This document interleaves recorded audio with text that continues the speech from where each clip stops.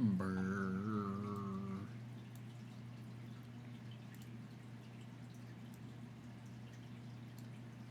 What's the temp? 93. So toasty.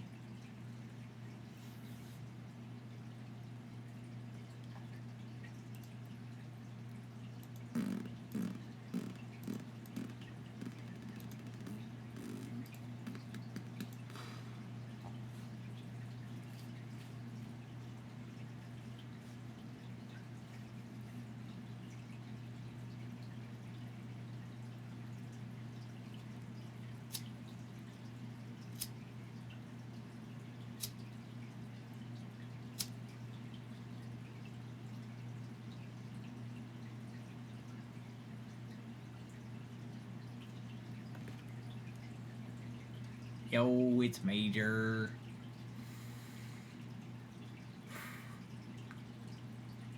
What is up?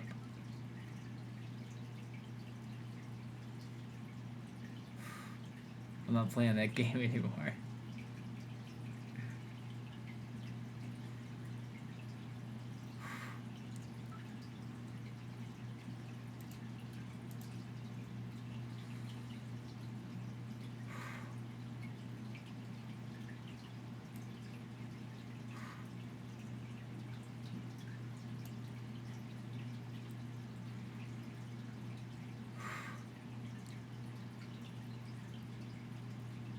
You're still running mem test? How many hours straight has it been running?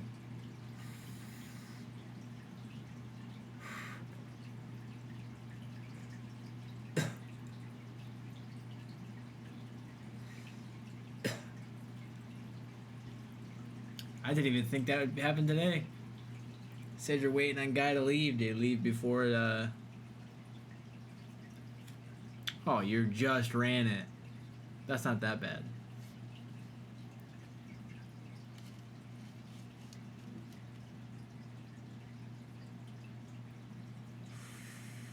Test 5, 7, and 2 passes.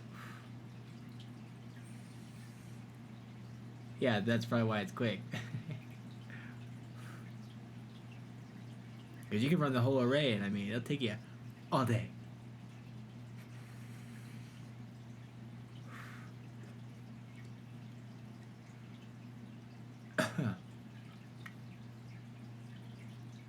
Oh, so not that much longer then.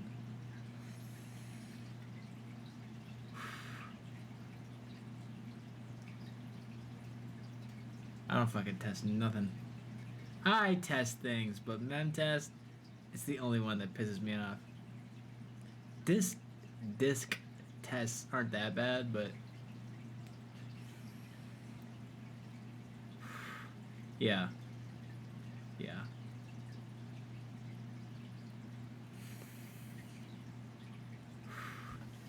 I'd have to look up what those exact tests are. We could ask Claude.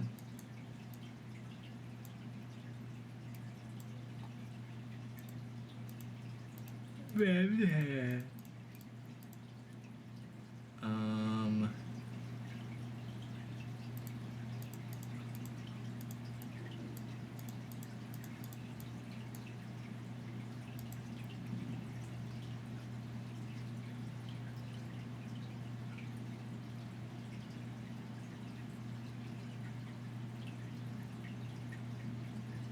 Test 5 is block move.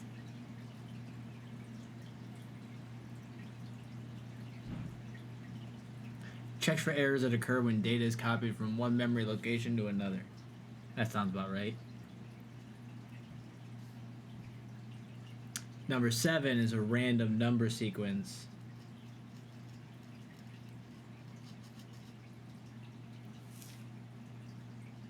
I think 5 is your best bet.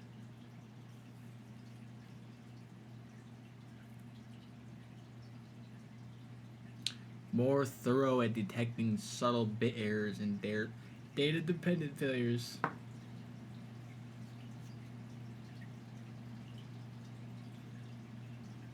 Stuff more insulation than water valve access hatch. What's a water valve access hatch? For the main? Or like your sprinkler. We have Arizona, so it's just in the street. A little box outside the house. In the gravel. Yeah, we have that. You have to insulate yours?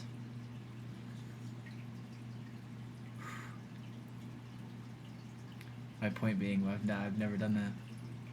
Even in Michigan, we didn't do that.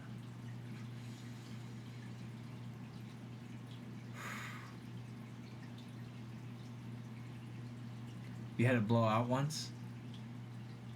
We had a sprinkler, the backflow thing. We had that explode twice in Michigan.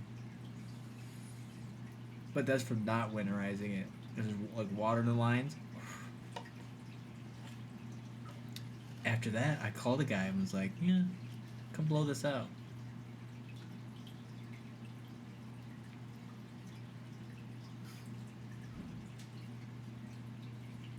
But that's what the whole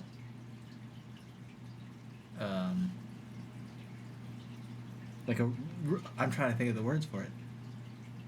Not residential, like a sprinkler thing. It has a bunch of zones.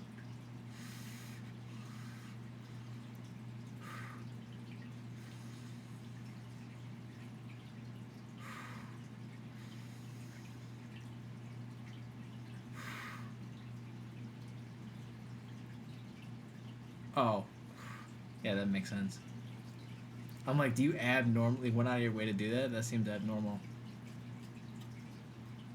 But what do I know? But yeah. You're fortunate enough yours doesn't have scorpions in it.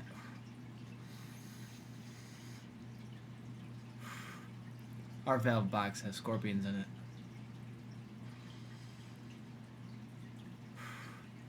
Like if you open it up, there's at least it's full of slugs. Those don't do anything. Those are just wet hot dogs. Little wet wieners in your water box.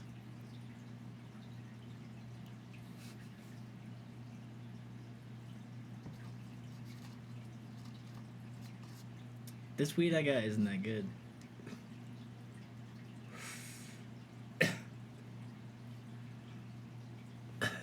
Slimy wieners. I know, they're so slimy and gross. I hate them.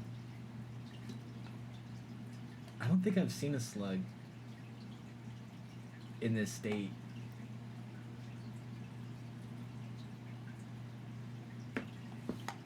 I don't think I've seen one, dude. Scorpions and tarantulas. LEDs, come to daddy.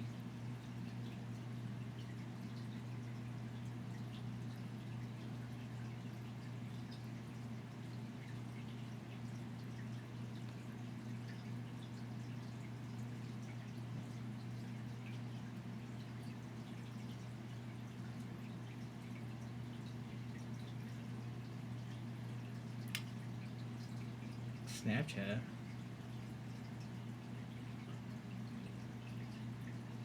There's 3 notifications. I go and look, nothing there.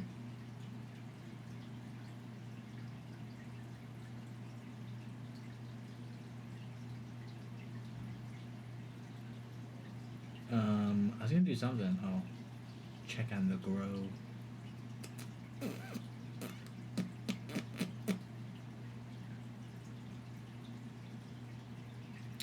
Temperatures on the screen.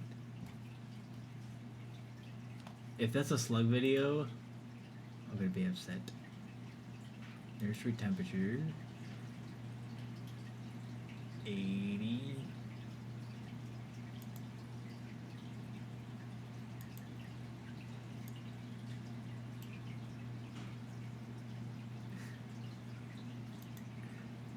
If it wasn't the slime video, you got me.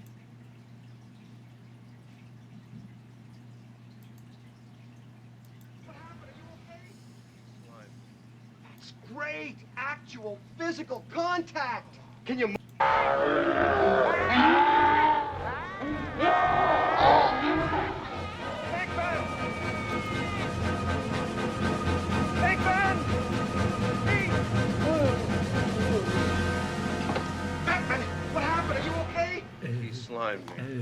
It's great, actual physical contact. Can you move? Ray, come in. Actual physical contact. Do you earn for physical contact? The Slimer Ghost prop stank really bad. Why would it? Why would it stink? It's a ghost.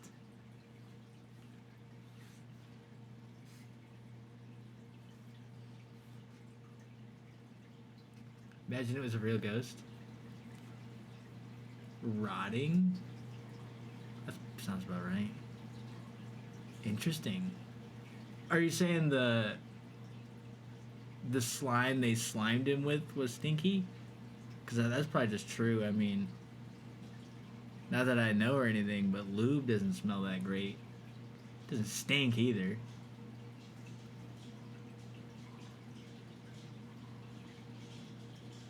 But like, Savoy got those toys, and they were those are latex in a way, I think.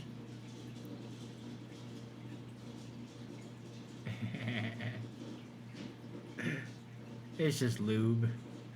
We got Savoy a gallon of lube. Me, we, the group. I didn't pay for it. I just have the Amazon with his address in it. And a gallon of lube. That's quite a bit.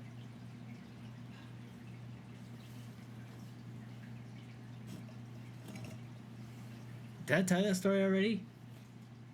That was a recent kind of thing. The group sent him a gallon of lube.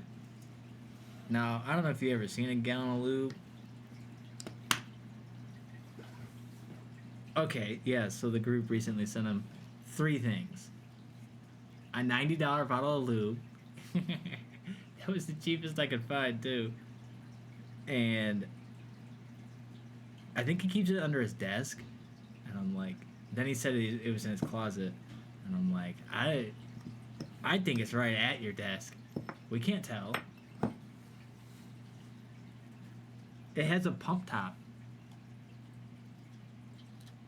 Well, as far as lube goes, I mean, a small bottle is like $20.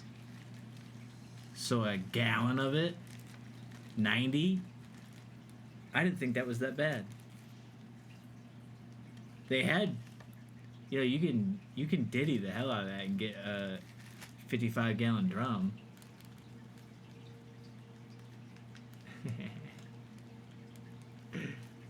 This isn't for the ladies. He had because that's the other 2 gifts.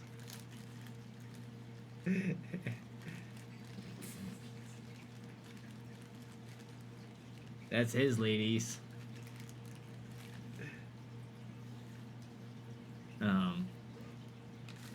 I can say them, I can't show you. We got him some toys. Not I or anything. It was a group decision. I dropped a weed nugget. The group.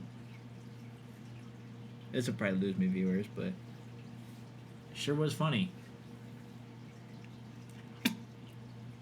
But see, here's the funny bit. That kind of shit, doing to your friends, like, the whole group is gonna remember that forever. That's never letting down, ever. And he's never gonna forget. You're not even so. He's not gonna forget that his friend sent him it's kind of a running joke in our friend group for the last, 15 years. To do stupid shit like that to each other. Long ago, Chase got butt plugs. From me. That one was from me. Couldn't tell you if he used them or not. Can tell you, he jokingly says he did and didn't, and I'm like, I can't tell anymore. He stuck one, because I had a little suction cup on the back, he stuck one in his fridge, and then his mom saw it, which I thought was hilarious.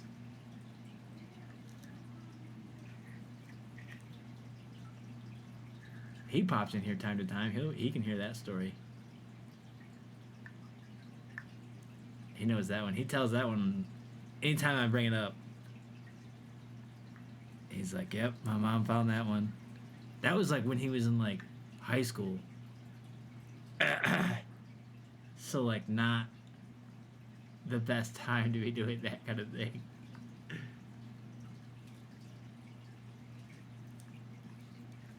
Like, I think she screamed. I don't remember. Oh, wait. So I missed the first part. So when he got the package, right? She just opened his mail. I don't know why. She just decided to open that box he got. What the hell is my son ordering? Opened it. Butt plugs.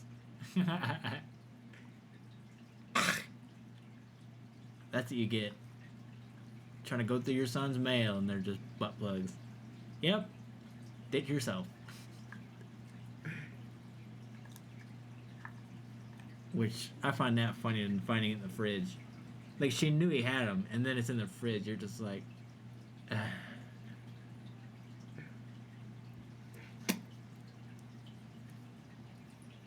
they're mini Christmas trees. I don't remember why he put it in the fridge, but his reasoning wasn't that tight. He's not that tight anymore. That's gay. But that was the first one. Like, that started it all. No, they weren't metal. They were rubber. Silicone.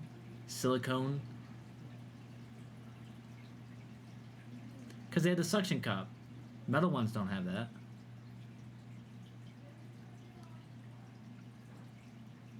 Not all of them had suction cups. Like, I think they had little jewels on them, but he took the jewel off and then it was suction cuppy.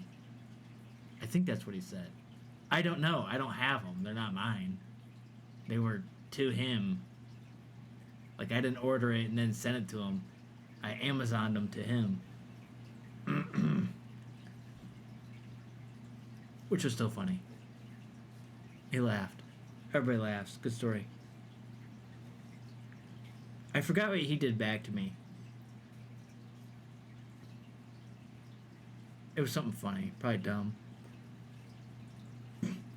He would know. I don't remember. It was probably a little bottle of lube. Like, who even remembers? Like, it was just like usable. I mean, shit. He could use the butt plugs. It's not like you can't. Use it on a chick, use it on yourself, whatever. I'm not saying you can or can't. It was just funny. Like, we weren't judging. Roofied you? I think someone did Savoy. He got roofied. He was at a bar with the boys and then got roofied. And then, like, blames it on some random guy at the bar. And I'm like, I don't know about that. Random guy, right?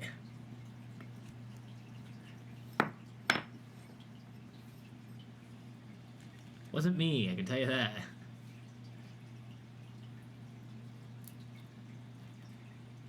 Well, I just mean I don't have the gift anymore. Like, if there's a bottle of lube, I probably used it, and it's not. I don't have it anymore. But the butt plugs, I'm pretty sure he still has. And your mom opening the package and like screaming, you don't forget. You're not gonna forget that. You're gonna remember that.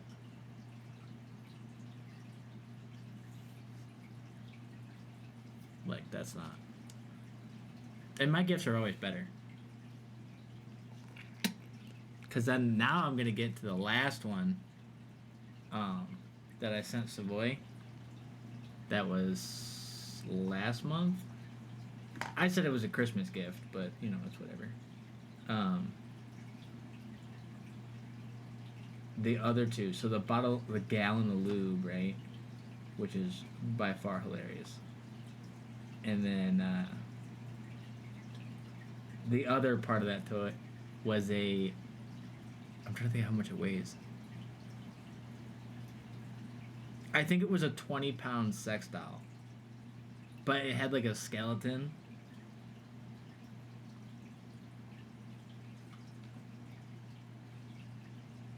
and not like it is a skeleton, like it was a full doll. Now that lost a viewer. That one did. The group got him a full-blown sex doll. It didn't have like a head, so it's not like that full-blown, and it wasn't like a full body. Like it wasn't the mass of a full body. Those ones are fucking weird. Now if you have that, I think you're psychotic. I'll judge you. Like, no real judgment like if you had one, but I'm gonna judge you. I'm trying to think. It had toes. I remember it had toes. I specifically got it. Well, I didn't pay for it. I specifically got it because it had toes for him.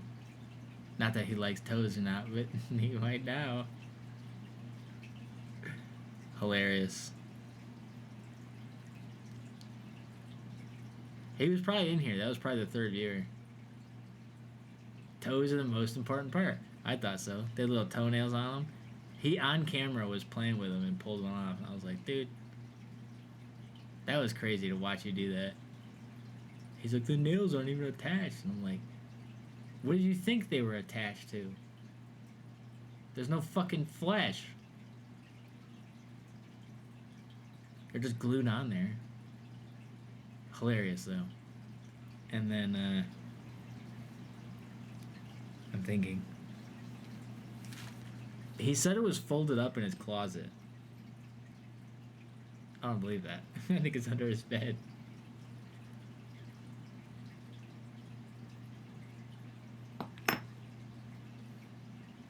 He always says it's folded up. Because every time we get in the call with the group, they're like, where's your fucking doll, bro? He's like, in my closet. No, it's not. You just folded it up, put it in there.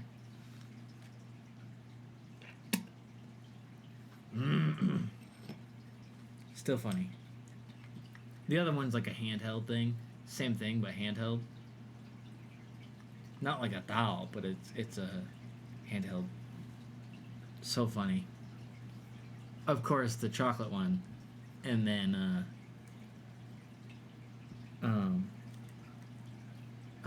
roast beef. The most roast beef looking one. And grinding up weed. It looks terrible. I would show you, honestly, it's so funny because of how scary it looks. I have a buddy took a video when he was like unboxing it. I didn't expect him to, he was phone recording it because he was like out and about. So he stopped what he was doing to record the call in public of the guy opening the package, hilarious. And then sent me the video and I kind of edited it down. The ending of it, perfect. Savoy's doing things that no man should do to one of those things. Not using it. God, no, not using it on camera. And that's not the worst thing you could do to it. And he was digging for gold in that thing. I was like, stop. Put it down, dude.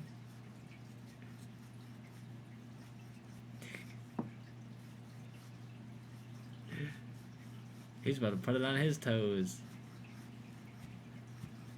Freaky asses, dude. Freaky asses.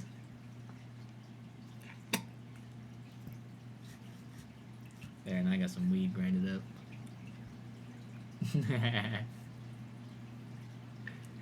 Burned his computer.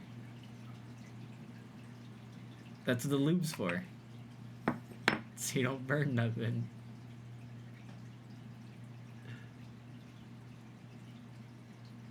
It was so funny.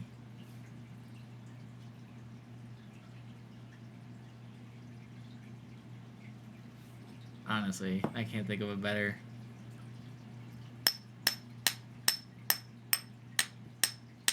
Like what good friends we are.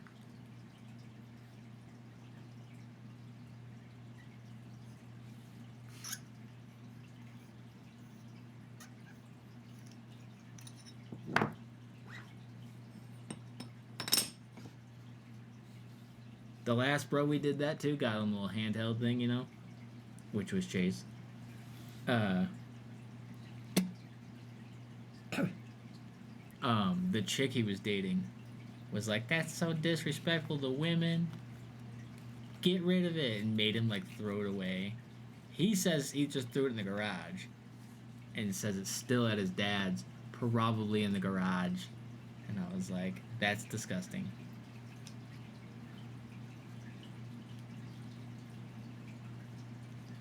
It's probably a rat living in it.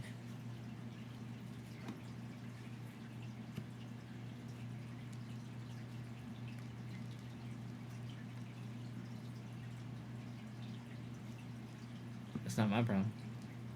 He's not getting another one.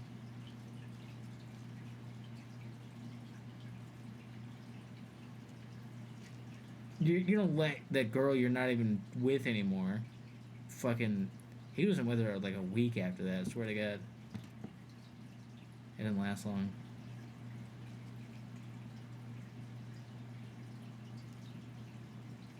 He was dating her a minute too, and then told me about her, and then it was like suddenly a week after that gone. The hell did I do? I think that was last year.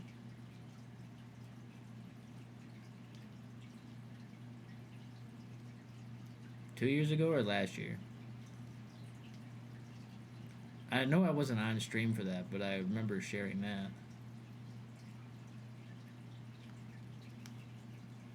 That's a funny story as well. She was screaming.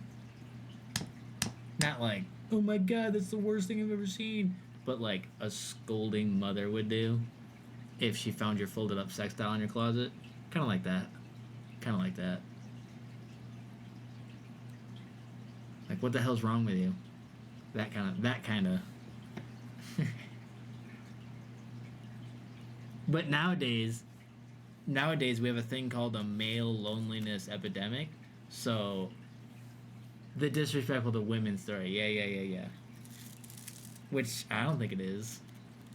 But maybe that's because I'm disrespectful to women. I'm not. Gotta cry.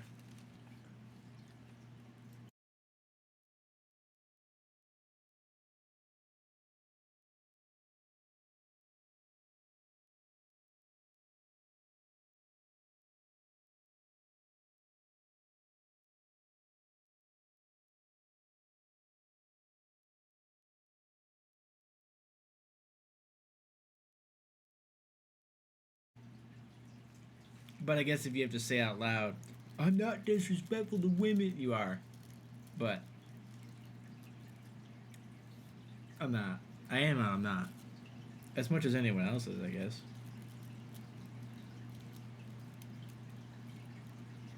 Like, I wouldn't put hands on you, but I sure would want to.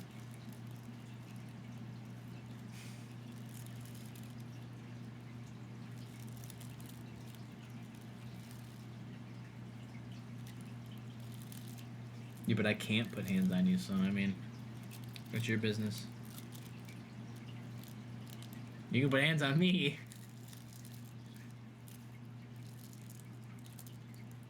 You can sue me.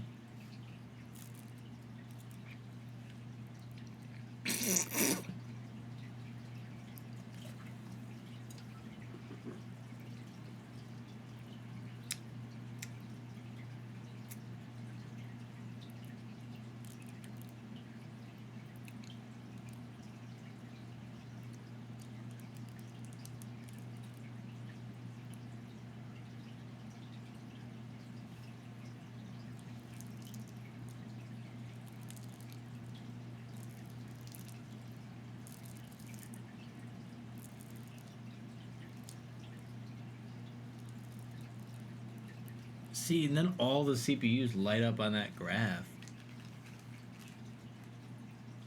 Then I'll go and look, right? Nothing. So what's the point? 4 and 3. 4 and 3. 4 and 3 had nothing on it. 1 and 2, people on it. Okay, 1 did earlier.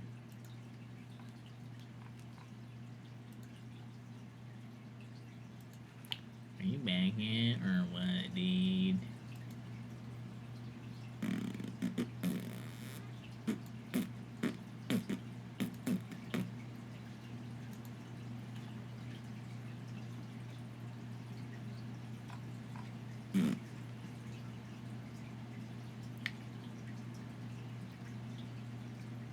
What Jones is on? They're playing keys.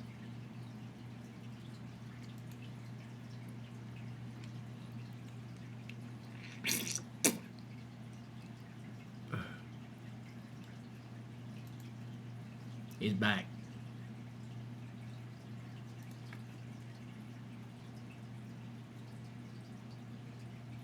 You feel better?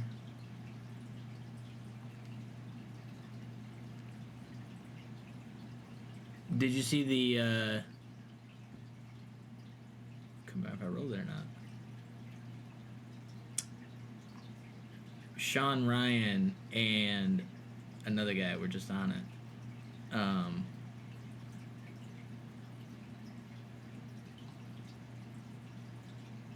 There was a new kind of like drone jet. Taylor sent me this song. 9 to 5, sell dope and get high. Fuck a 9 to 5, sell dope and get high. Fuck a 9 to 5, sell dope and get high. Sell dope and get high. Sell dope and get high.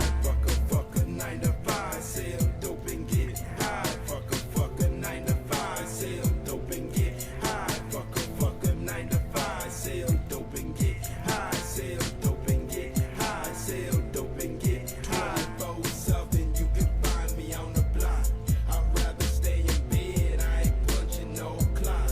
Economy up, economy down. But the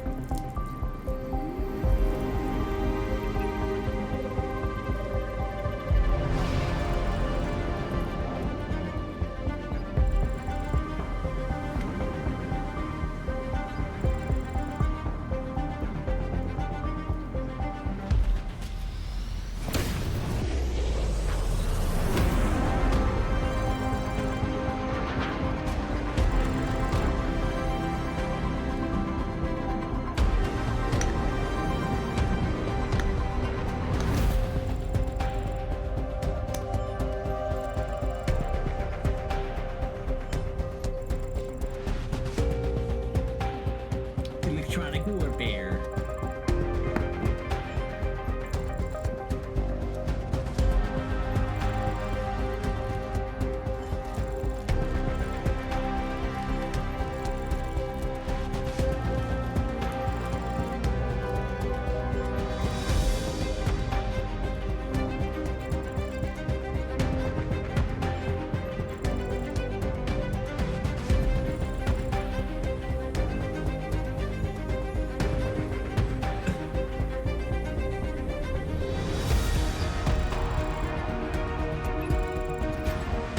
No runway.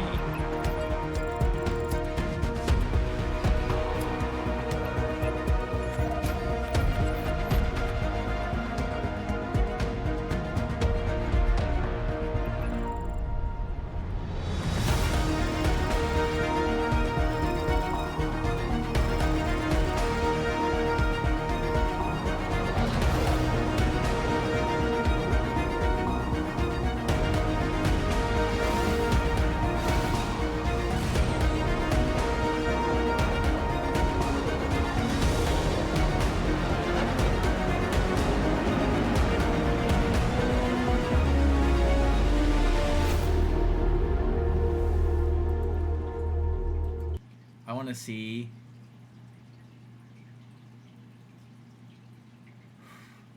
this essentially, but like actually flying and fighting. It's probably pretty sick.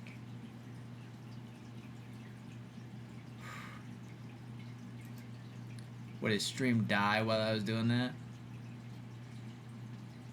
It would.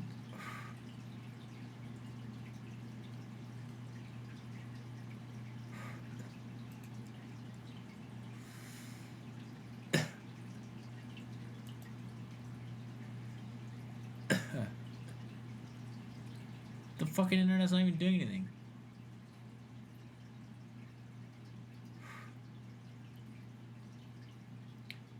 It was dropping frames like 20%.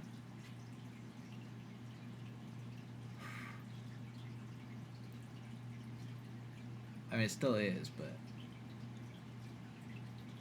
it's still technically live.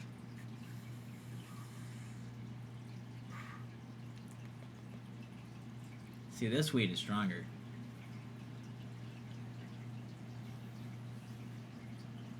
When I full screened it, we went from 3 viewers to fucking 1. So I thought you left. I'm like, what, did everybody get disconnected? Jesus. Can't even watch a YouTube video, dude. See, now it still says 20%. 20.5. But I guess they just announced this, like, this week. 10 days ago. Alright, last week. But vertical takeoff, that's pretty cool. They had the guy from, I watched like a 10-minute interview. They watched, what? They had a guy that worked on the, I don't want to say the Starship booster, the other one, the small one. SpaceX is shit, but like, what's the Falcon 9? He had the Falcon 9 developer guy come in and like, they worked on vertical takeoff and vertical landing for this jet. And I'm like, alright, that's pretty sick. I haven't seen anything real.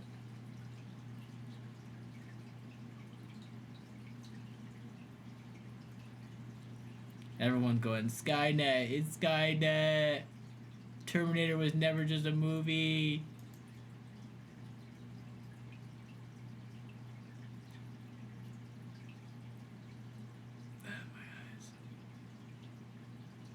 I want to see it actually in action.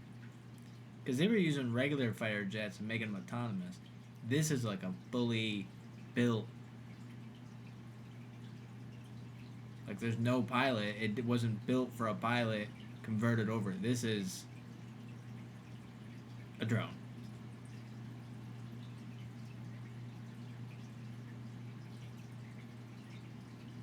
Then there was a recent video of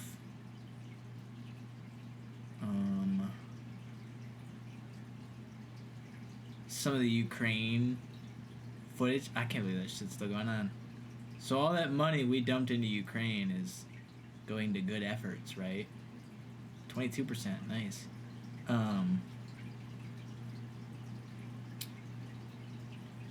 There were some new drones, I mean, with crazy power in them.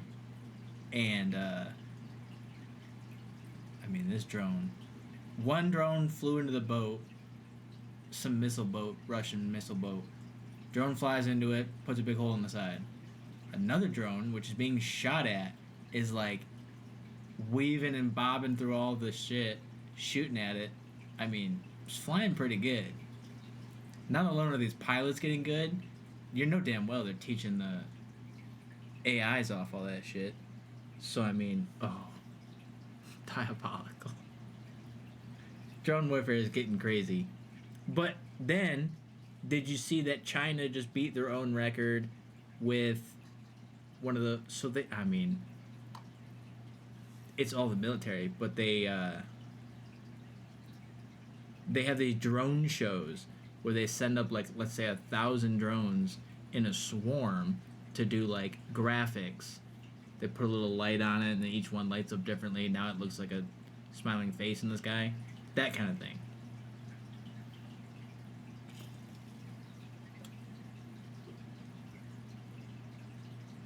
I can show you if I need to. But that's a thing.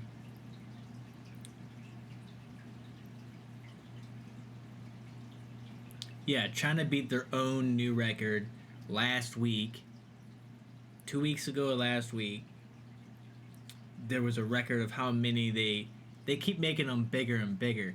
Dude, just imagine 1,000 drones. I mean, more than 1,000 now. I don't know how many it was. It's probably 10,000. I mean, the amount of drones. But all that means is they're getting them to link more and more and be able to. In the olden days, you couldn't even get that many near each other without signals getting crossed and, slamming into each other.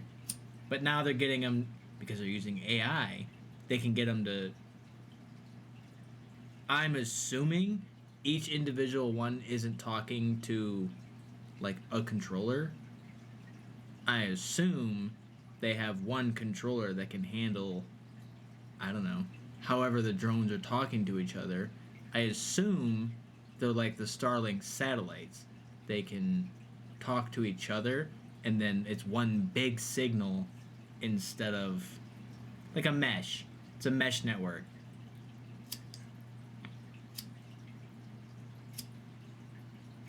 Instead of having 20 different networks, you have one big network, or 100,000 network, however many drones there were. I assume. And then you have one AI controller. I assume that's what these too. Like, you have a swarm of them, they communicate with each other, but they're not radioing back on different frequencies.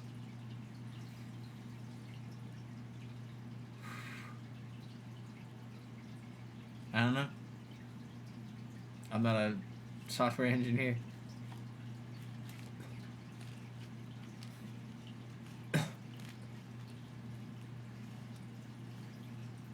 Or am I an electronics engineer, huh?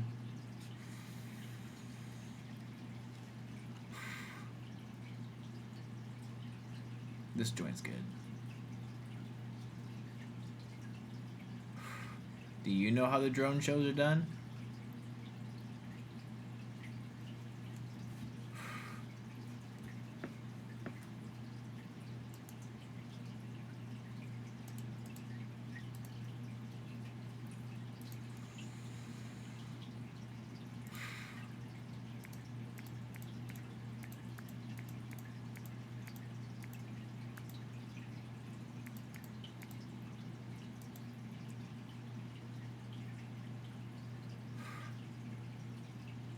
See, 1 year ago, Guinness World Record. 11 days ago, Guinness World Record.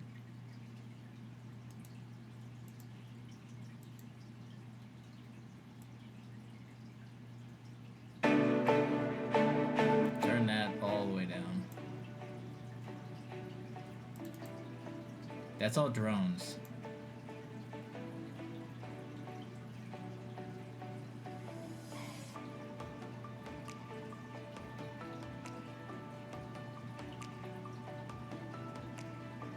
They move like satellites, I know that. Like, the lights are all doing stuff. They're semi-stationary. They're flying, but they're moving.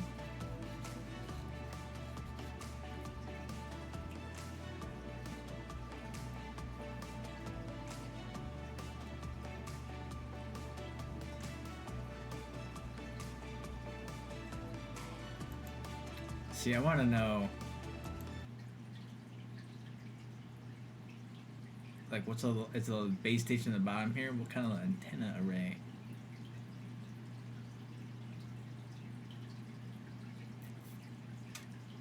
This one says 6 days ago. This says the winning work by the Swedish team at the 17th Luang Fireworks Festival.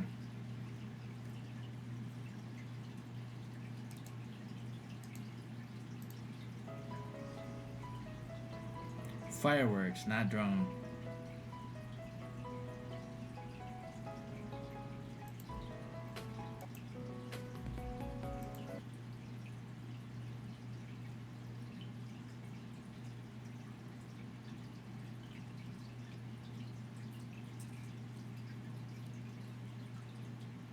How do they do it?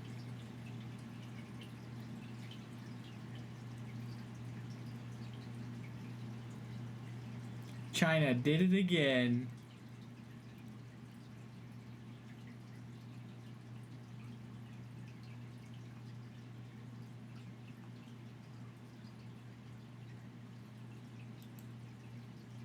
DIY drone show.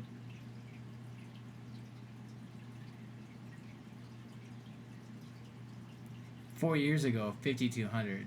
So it's more than 10,000. Okay. Oh, see, this might be what I wanted.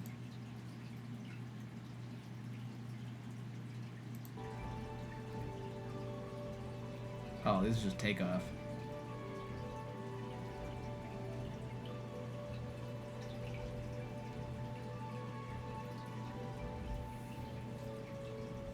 Shit, imagine trying to land all that.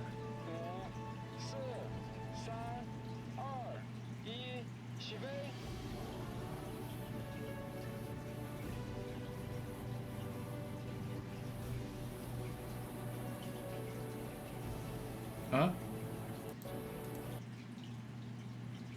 This guy's not even logged in. I see scripts running. Little ass antennas.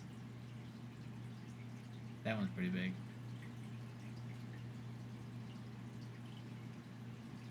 Unmanned aerial vehicles airborne simultaneously.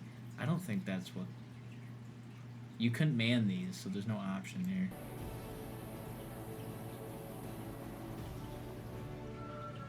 I just mean they're drones, they're not. Unmanned aerial vehicle.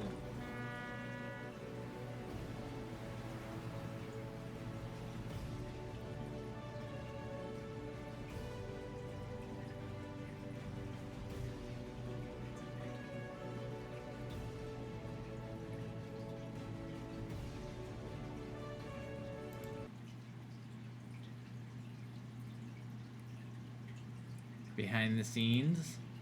The farthest point will be over that clock tower there to the right, and then the closest point will be probably about on the 50-yard line over this.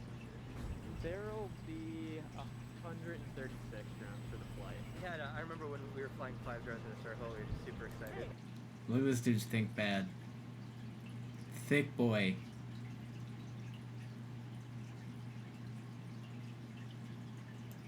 For that time, it actually wasn't that unimpressive. Like, Well,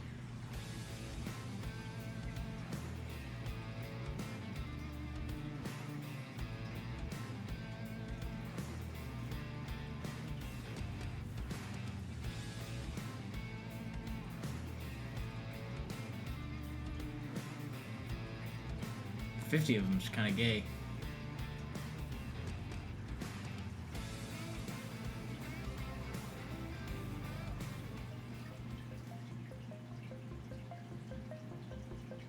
Vergero is a hometown Philadelphia technology shut down. The first responders are basically one of the. If I move it over, like here, for example, they'll turn red because these are not starting slots. But if I put it over where a drone currently is, it knows that that's a spot. so if you had a show that you made for 50 and then next time you have 100, you could just change the launch pad size.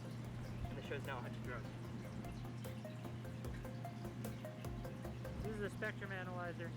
Anytime we go on site to a new location, we want to check the RF spectrum just to make sure that there's not interfering signals. It's not like you could see the RF signals. So we want to bring this device along with us anytime we're on site checking things out and make sure that the RF spectrum is clear. Right now I'm setting up our ground station, and its job is to collect satellite data and then send out correction data to all the drones.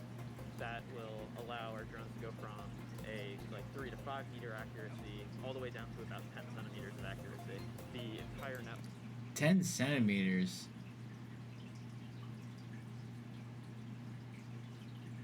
I mean, that's a person. Work is completely Like my head isolated is from the internet. There less is than- way no. to get to the 10 centimeters isn't that to the big, but I network mean, you could if I chop put someone's this throat box off in with this just box, 10 centimeters. Which adds a whole layer of safety. You can take this box and bring it anywhere in the world. You don't need any other infrastructure. It's completely safe and secure. Everybody from the FAA and Penn Star has been absolutely awesome. We We identify protocols, we put in the proper NOTAMs, so everybody is in the loop on when things are flying, when drones are in the air. It's been an amazing experience, really bringing this all together. It shows you all the information, so you can see here that there's 6 blocks that are occupied, 1 drone ready. And that just allows us to not screw up. Like, if it doesn't say 150 out of 150 if we're flying that many, then we've missed them. My name's Michael Bauer. I'm the inspector for the Federal Aviation Administration. We're regulators. We oversee all 107 and recreational flyer operations. Also, it's an aviation event, so we're here for safety and outreach. And one of the things that we look at is your operation. We want to, a partnership with you. We're not here to hurt you. We want to help. I was just thinking about how, imagine Worst case scenario, like 10-star calls. the USB comes out of that GPS antenna. They all start going different places. They need the drones landed. I could just land all of them. So this will land all the drones. For us, the most critical thing is that we are never ever in the way of any man. That guy asked a dumb question, I can already tell. If there's an issue, do you land one by one? No. That would take too long.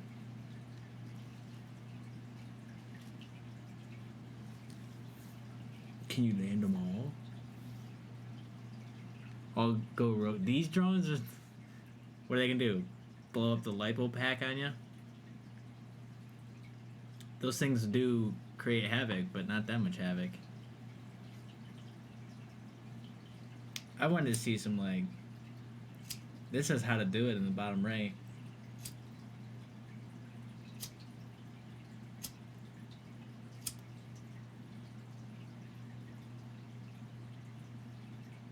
I mean, I understand they have an antenna, and I can imagine they have a computer.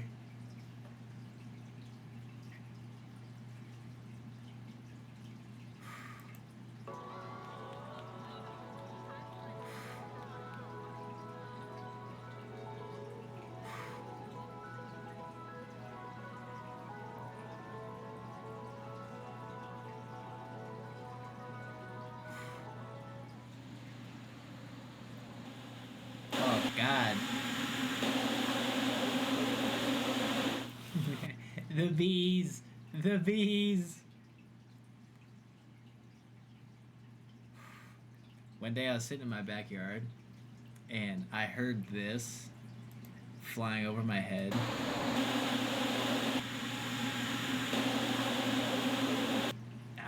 I don't know what it was. Because a swarm of bees will sound like that. So I was looking up, looking around. I was looking everywhere. I did not see what it was because it was fast. Like, by the time I heard it like flying over me, it was already gone. I'm looking in the sun at that point. It probably flew. I don't know. Somewhere over my neighborhood, not over my head. So, like, it was already past all the houses.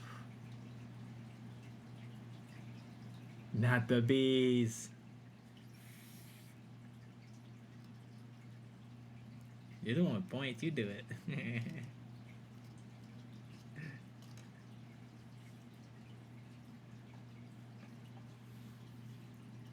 Sounds on. We should be able to hear it.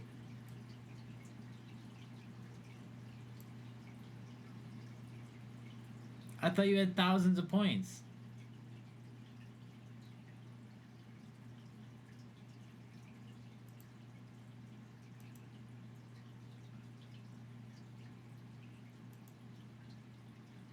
Oh, he's got 100 more.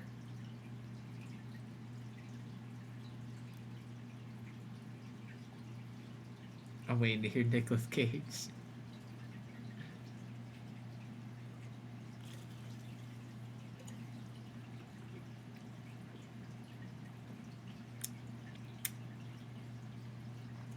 What's this?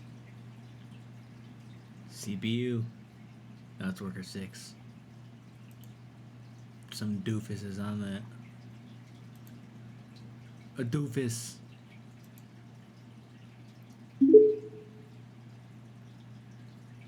No, not the bees, not the bees. They're in my eyes. I thought it'd be more dramatic. Where is his character values in that AI? Come on now. Not your fault.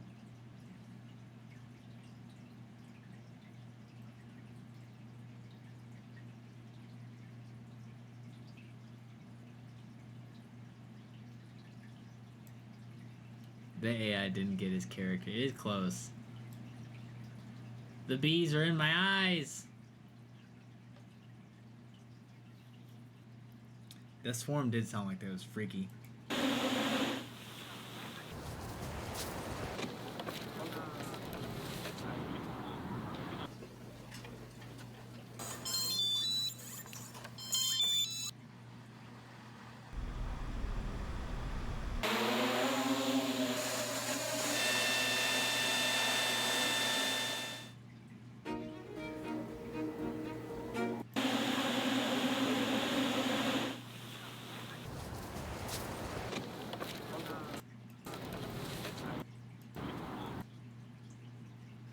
See, they blur out all the good shit. Let's see if we can full screen it. I can't tell what he's running. Blender? Evolve? It looks like Blender.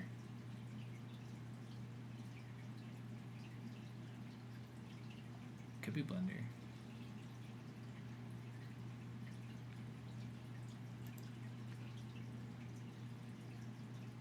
I had Blender. I think I didn't install it again.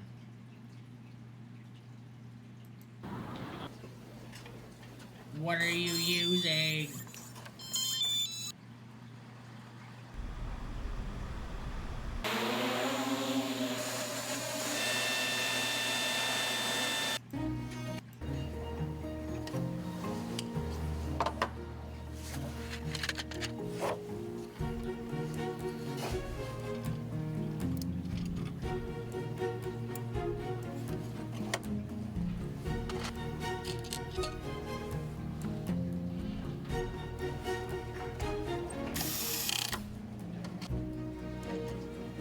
Hear that torque? Oh, you hear that torque?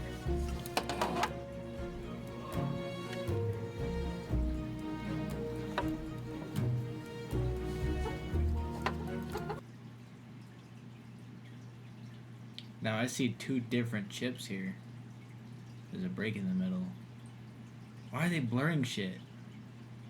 Stop putting goddamn shiny labels in. COM board.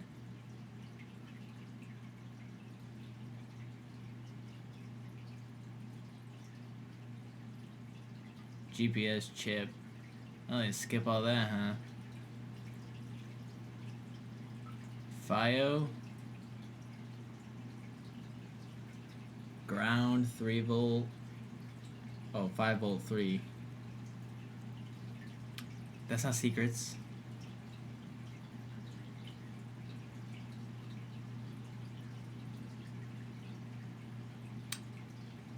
It's Korean secrets. How am I supposed to see what it is?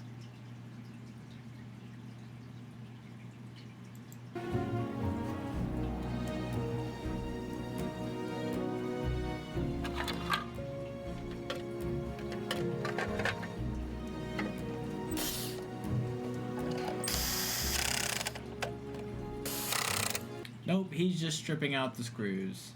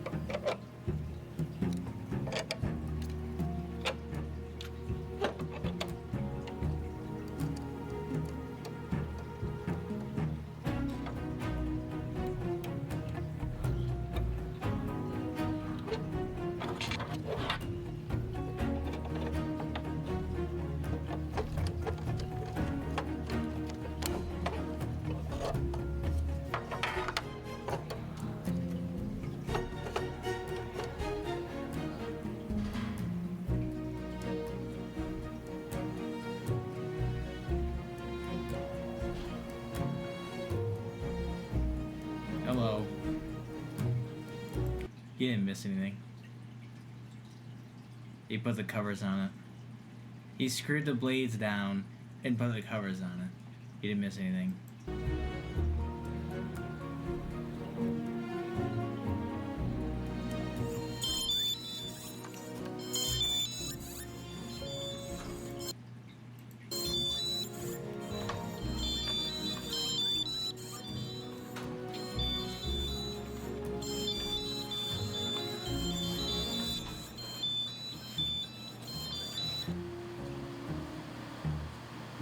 I want to know what kind of antenna they use. What signals they use. I know it's an omnidirectional, but still, come on now.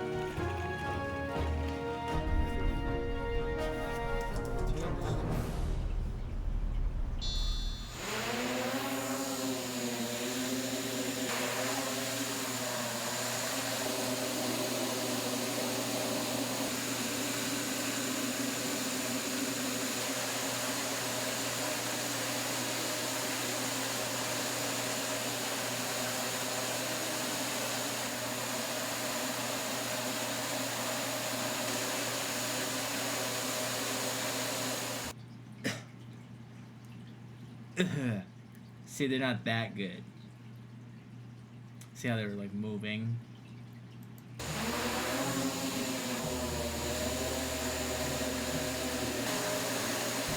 See? They're not that good.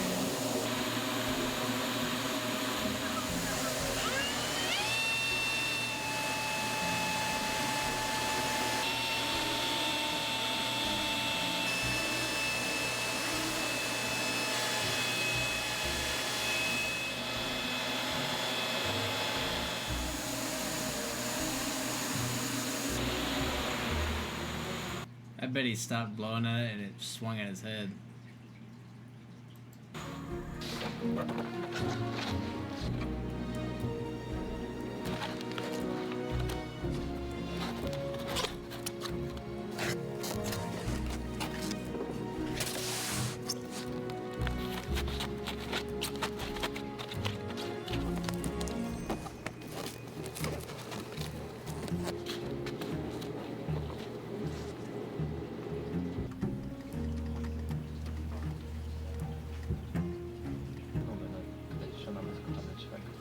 What is the software?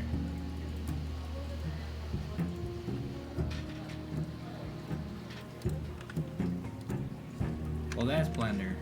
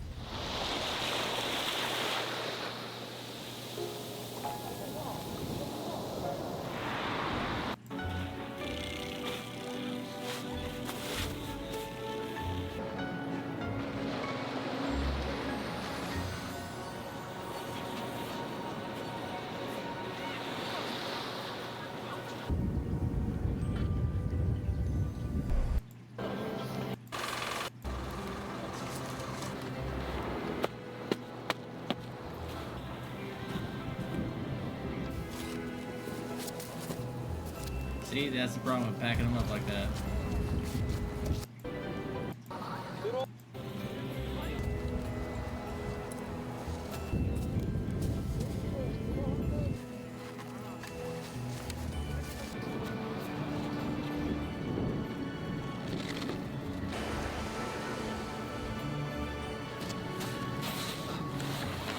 That's a better way to pack them, but not as great.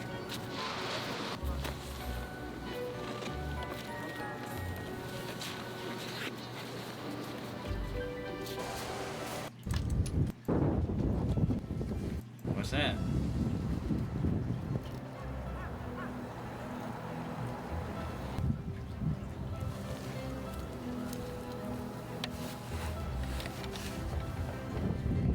A box.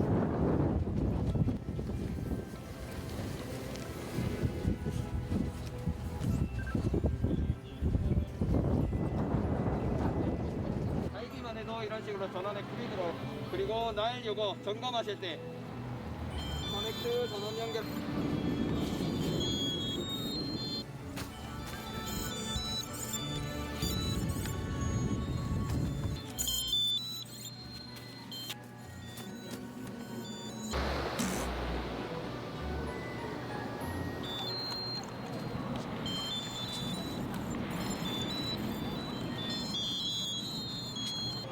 That was such a pain in the ass.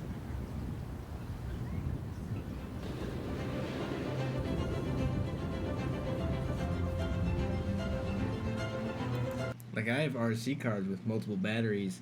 This is a pain in the ass to me.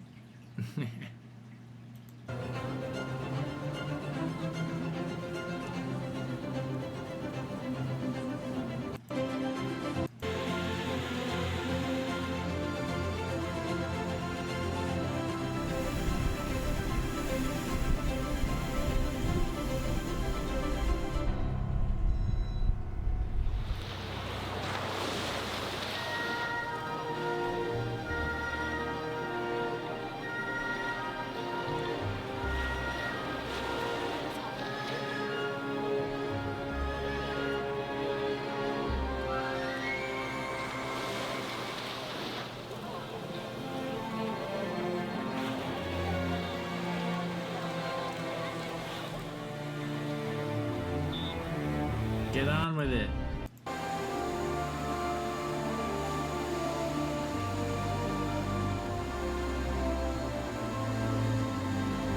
The bees.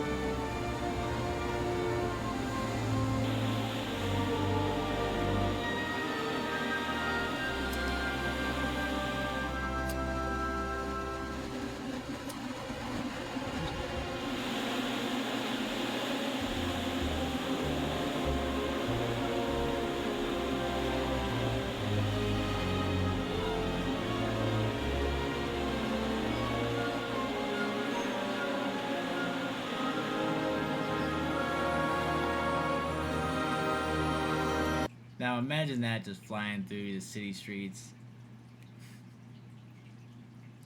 All hell is breaking loose.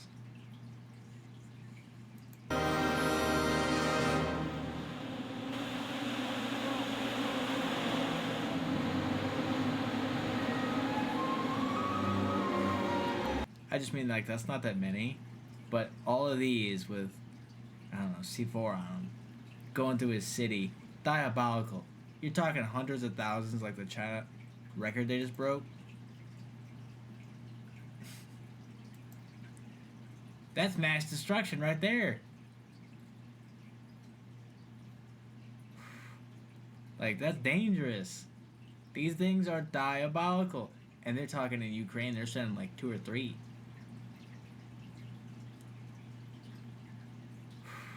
Like 2 or 3 can sink a Russian missile boat. So, you know, now imagine 100,000 of them flying into one city. That is mass destruction.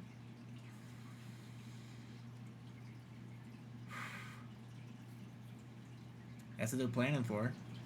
Did you know big jammers are becoming a bigger thing now? Second of all, my social media keeps giving me like recommended videos and things like that about jammers, and I'm like, why? Why me? Is it saying I'm under threat? Do I need one? Do I need a jammer? Jammers are illegal if you block someone else's access to 911. It's not technically illegal. It's a gray area if you block Bluetooth and certain frequencies for this drone. Like if you found out what this ran on and blocked that frequency, the FCC might not come knock on your door. But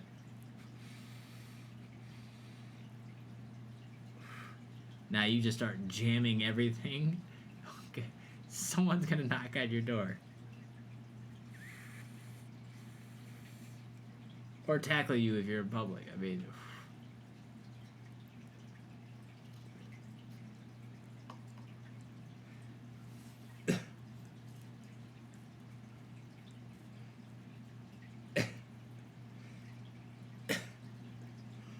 so spicy. I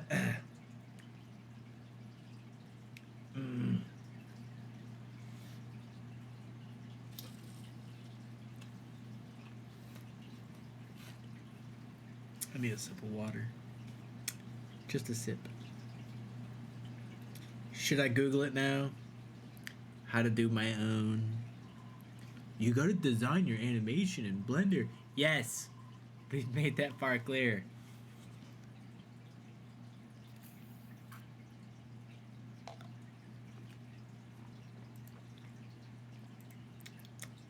DIY drone light show.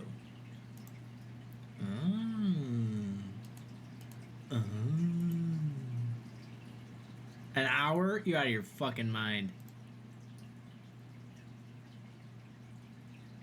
I want a 10-minute video. Here's 5.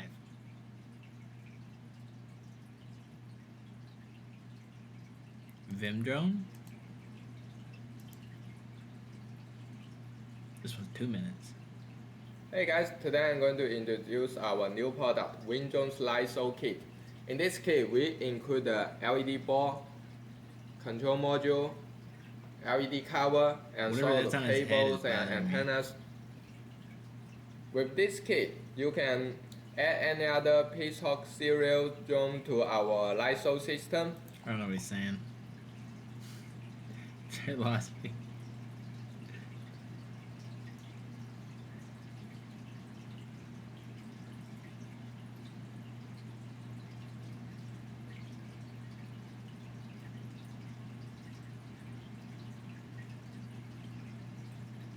Closed captions.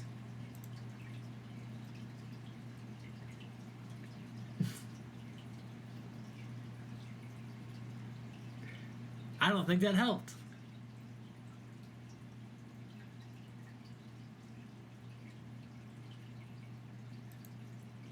You can add any other Peacock serial drone to our light show system.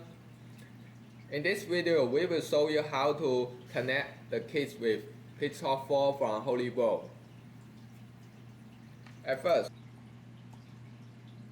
It's not helping me. It's all the wrong shit still. I'm reading what I'm hearing. we connect the module with the Peacock to the Talon 1. Now we connect the module to the LED ball.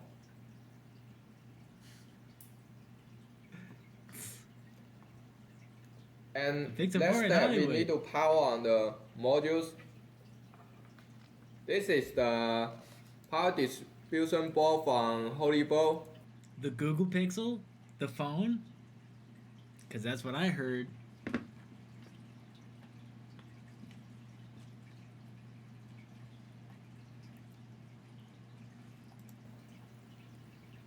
I have soldered the power cables. Holybow, I have sold the power cables already. Major. Major.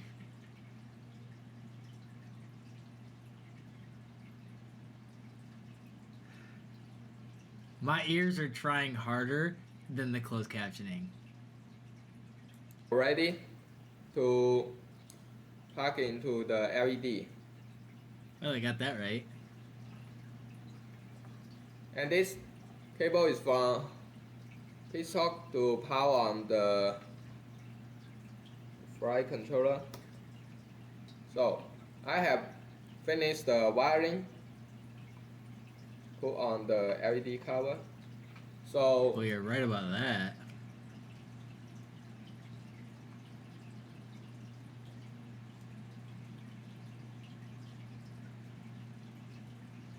A quick start guide, huh? Why is all years ago? That's crazy.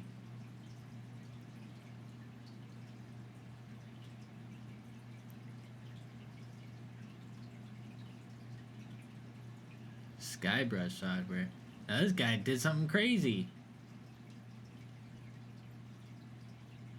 EDC Las Vegas. That's kind of smart.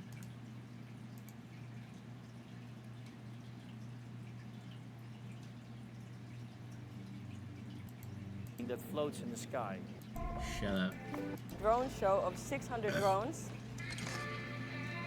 Biggest events in the world, and we wanted to bring one of the biggest shows in. And actually, for the first time, do that at a super large festival. It's one of the biggest events in the world.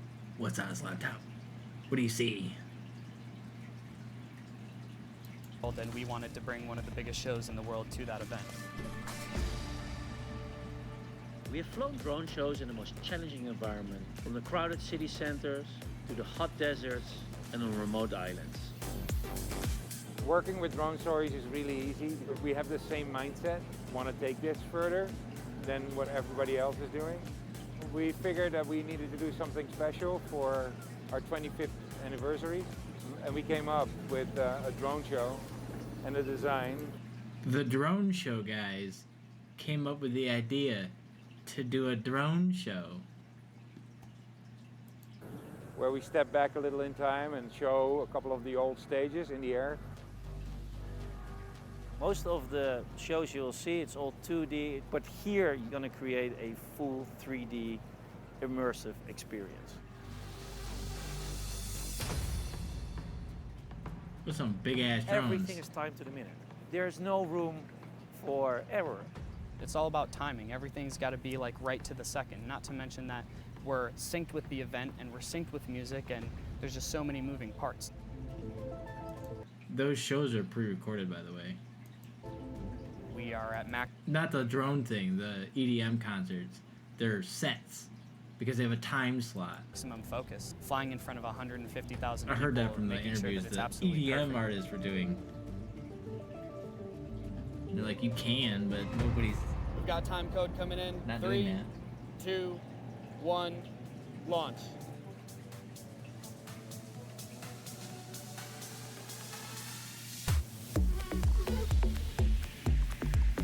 That is pretty sick.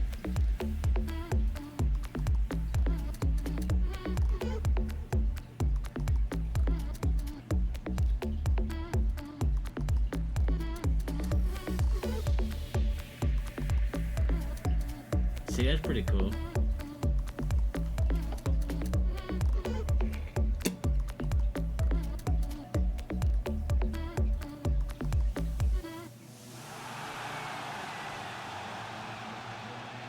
The whole build-up, people have worked. Shut up.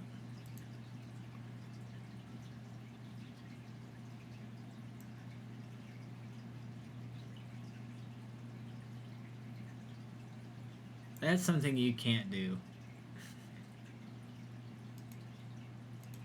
7 years ago.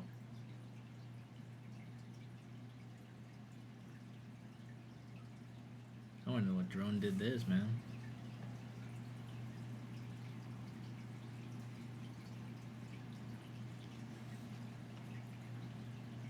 Well, it's not that high. I mean, this is high, but it's not that high. This is a shitty drone, too.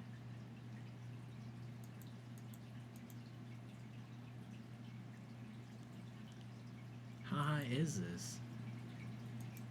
It just took off.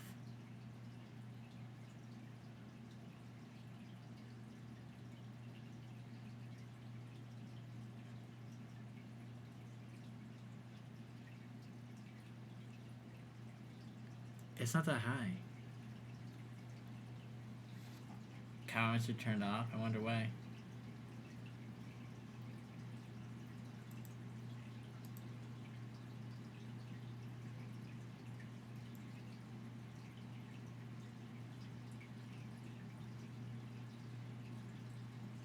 Vim Drones has a software. That weird guy that you couldn't understand.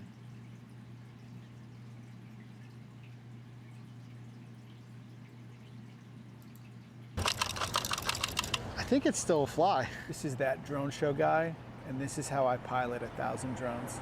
Minute to take off. I sure hope this works. 3, 2, 1. First lift. Second lift. Sixth lift. It's 1,000 drones in the air. Well, they seem to love it, so whatever it is, it's cool, but it looks like a bunch of... It's a Mexican flag? Okay. Oh, it's Fernando. It's his pitching motion. For once, I have a dedicated great view. Just land. I just need you not to do some crazy stuff coming down. Up. Yay, we crashed one. You just had enough. Ooh, ooh. Light still works. I think it... So that's why he's shaking it.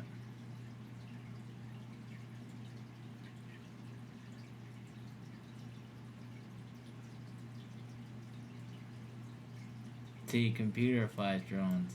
I want to know specifically.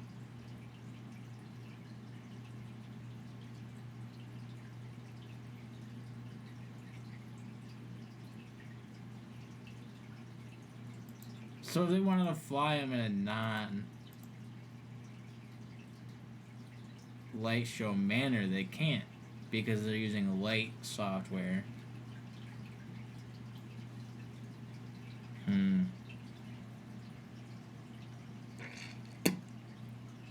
South Korean drone swarm.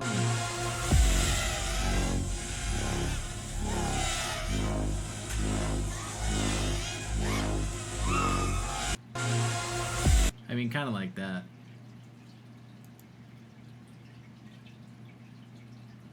Unfortunately for Ward. No, hell yeah, that's what it's for.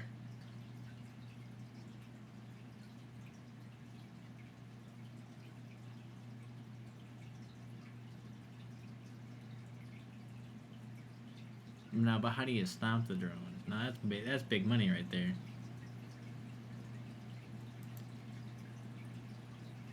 I want to search the other thing, but then you can't because you'll go to jail. No, I'm kidding.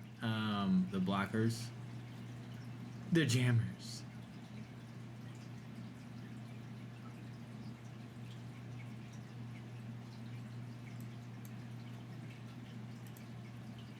Drone jamming. Look at that crazy thing. By bands Manpack, anti-drone signal jammer, each band 50s Waller. A net cannon? They approved those things do not work. They use them on people. They don't even stop people. Frequencies can be customized. I'm pretty sure this is a Fed account.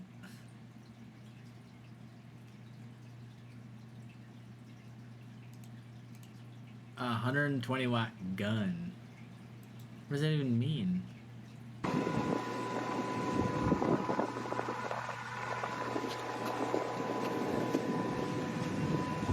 What's a jammer gun?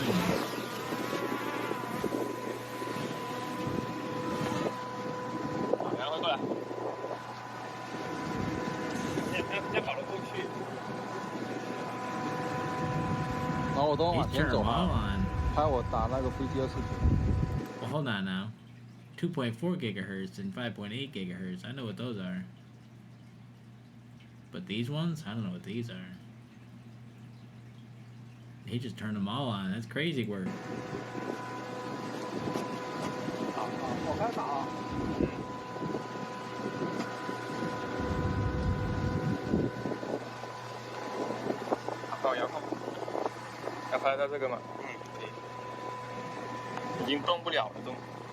Interesting.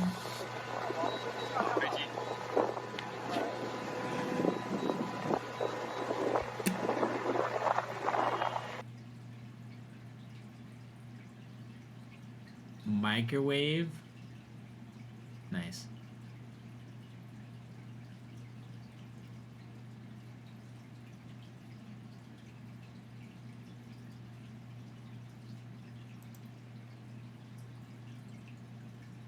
How does that work?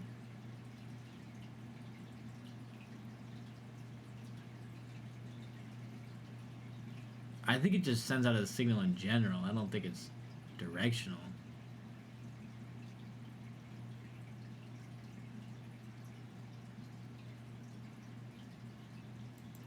In order to protect sensitive information and site security, it is necessary to prevent illegal filming and snooping by drones. With full band coverage and jamming technology, the Drone Jammer module can detect and jam approaching drones in a timely manner to ensure site security.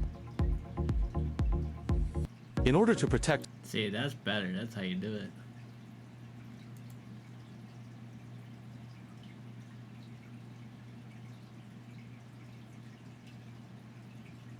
That's a big backpack, dude. In the video, the soldier is carrying a backpack-mounted drone jamming system. This system comes with 8 antennas and can automatically jam a drone's flight control system, cutting off its signal transmission. It has a range of about 10 miles and works in all directions, plus it's relatively affordable, costing between $10,000 and $40,000. But can this gear really handle the drones on the battlefield, especially those kamikaze drones? The answer is no. There are a lot of different drones on the battlefield with No, he's not. Various models and signal frequencies. When one of them flies in, soldiers are usually hesitant to engage with their jamming system because they can't be sure their signal will match and stop the drone. So the best way to deal with drones right now, find a safe place to take. He's acting like I'm in war. Watching In the this video, the right soldier now. is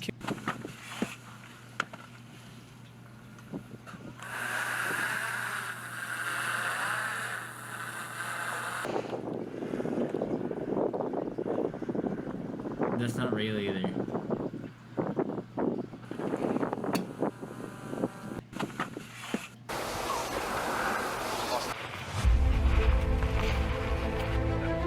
Máquina de 17 bagulho tem que ser assim.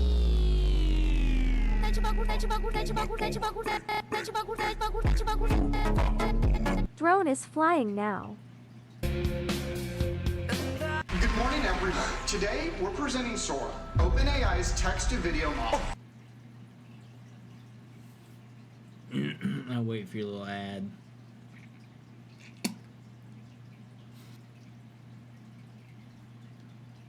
You little ad boy.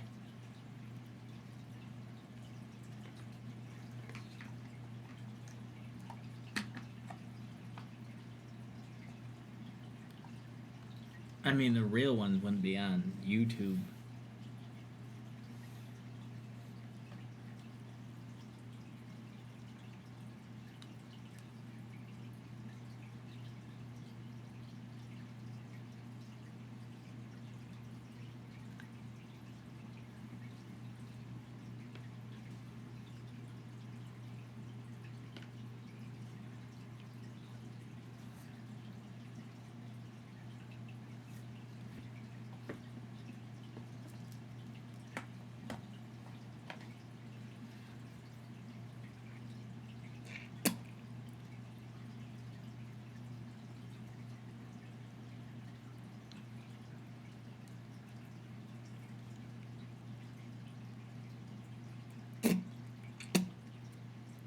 He's back.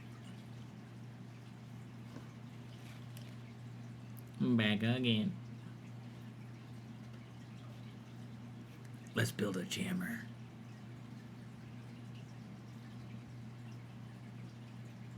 I mean, it's not complicated. We've had jammers forever, but that's so goofy. Because I remember, well, because everybody freaks out when Elon Musk says anything. I remember Russia figured out how to, like, jam his Starlink.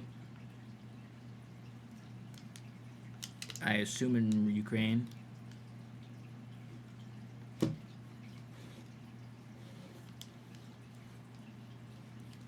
Smart card reprogramming for sale. What does that mean? Like DirecTV?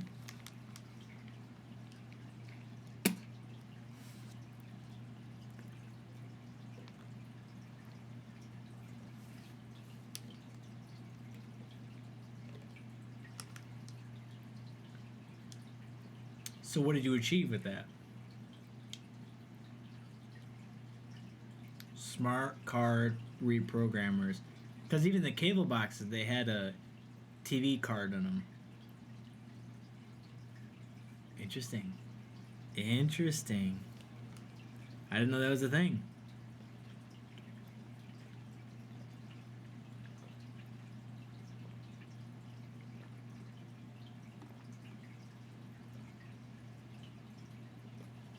Ugh.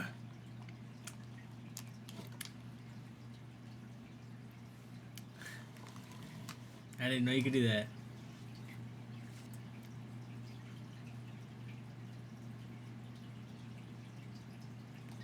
Change the system how? Like, they wouldn't ever do a digital thing?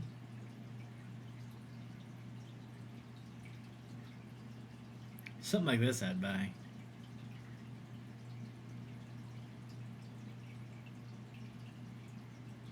No, I didn't say you did it in. You still did the thing.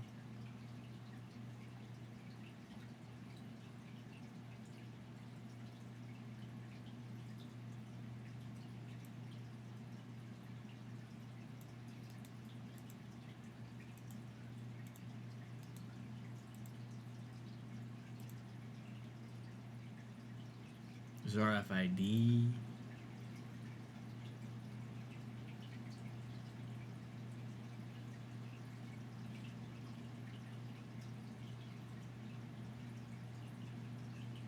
Alibaba.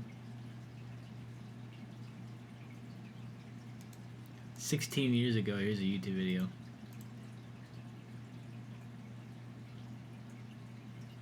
I would too.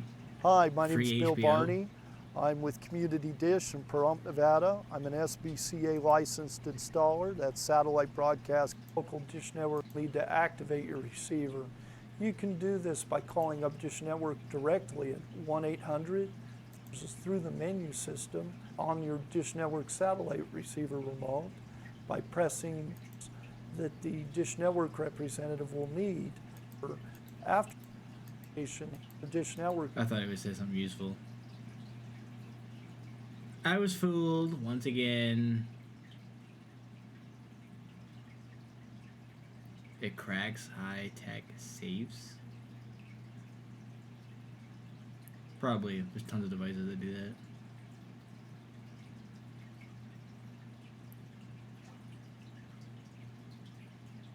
I did see there's a new home labbing is a problem. Why? Hello viewer. So recently I picked up a new hobby and I think it might be a problem. A couple months ago I got into something called A message all day. Wait. A message all day that you weren't supposed to be able to watch that meant your system wasn't legit. What?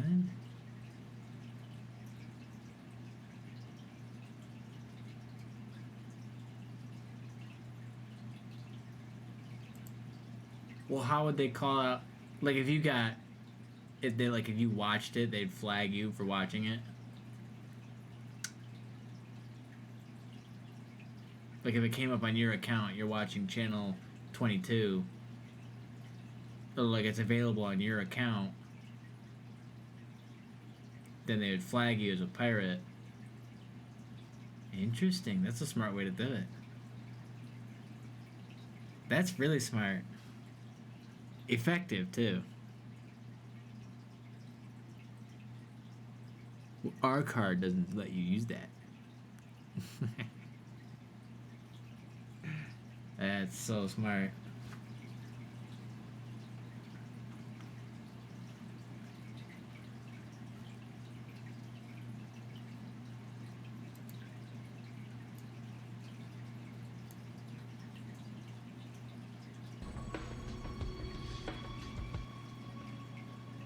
That? Oh. watching Dish Network's Pirate TV channel. Did you know you're not an authorized subscriber? That's right. I'm speaking to you on a channel that only someone receiving programming without proper authorization can view. So if you're watching me, you're a satellite pirate. Now we understand that some of you may not even realize you've been receiving Dish Network programming without proper authorization, but the fact that you're seeing this channel right now means that the receiver you're using has been modified to receive programming without payment to Dish Network. You should also know that You can Dish give us Network more is doing money. into a massive upgrade to a new secure programming access card. You may have already noticed that you're no longer receiving the majority of our programming.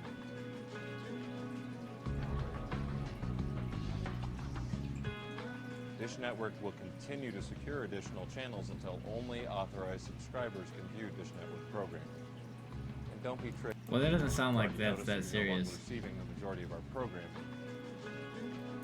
They've only secured these channels. Okay. Dish Network will continue to secure additional channels until only authorized subscribers can view Dish Network programming. And don't be tricked into wasting your money on new devices in hopes of regaining programming. New electronic countermeasures are being implemented to shut down this type of equipment. Dish Network wants you to become an authorized Dish Network subscriber, and we're making it simple for you to become a legitimate customer going forward. All you need to do is call our regular customer service number at 1-800-333-DISH. Tell them you're Dish ready. This lets them know that you want to become a I'm Dish ready. Dish Network customer by activating equipment you already own and that is already installed. In addition, you can also get up to 25 premium movie channels free for 3 months and your first month qualifying programming free. I mean, they should do better than that. I know it doesn't exist. It probably does exist. That should still... They still have Dish Network on people's houses.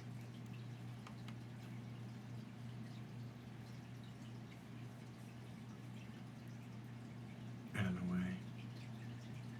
I don't see them anymore, but... Like, new houses, I never see them get put on, but... I know the system still operates, kinda. Kinda. Call us today to get your Dish Network account set up. Just think. No hassle of replacing your equipment or installation.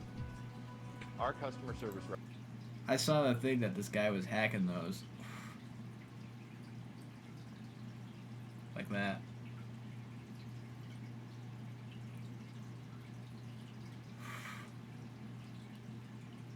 Dish Network's being sold for $1.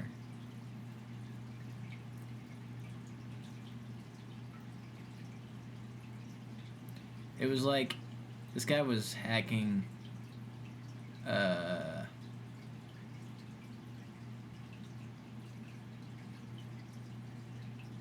weather satellites and shit.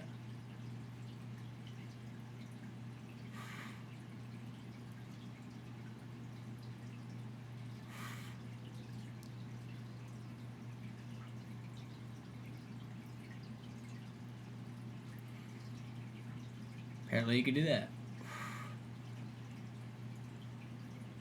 Like this. Hi, and welcome back to the Save It for Parts channel. SDR stuff and filters and satellite stuff and radio experiment stuff.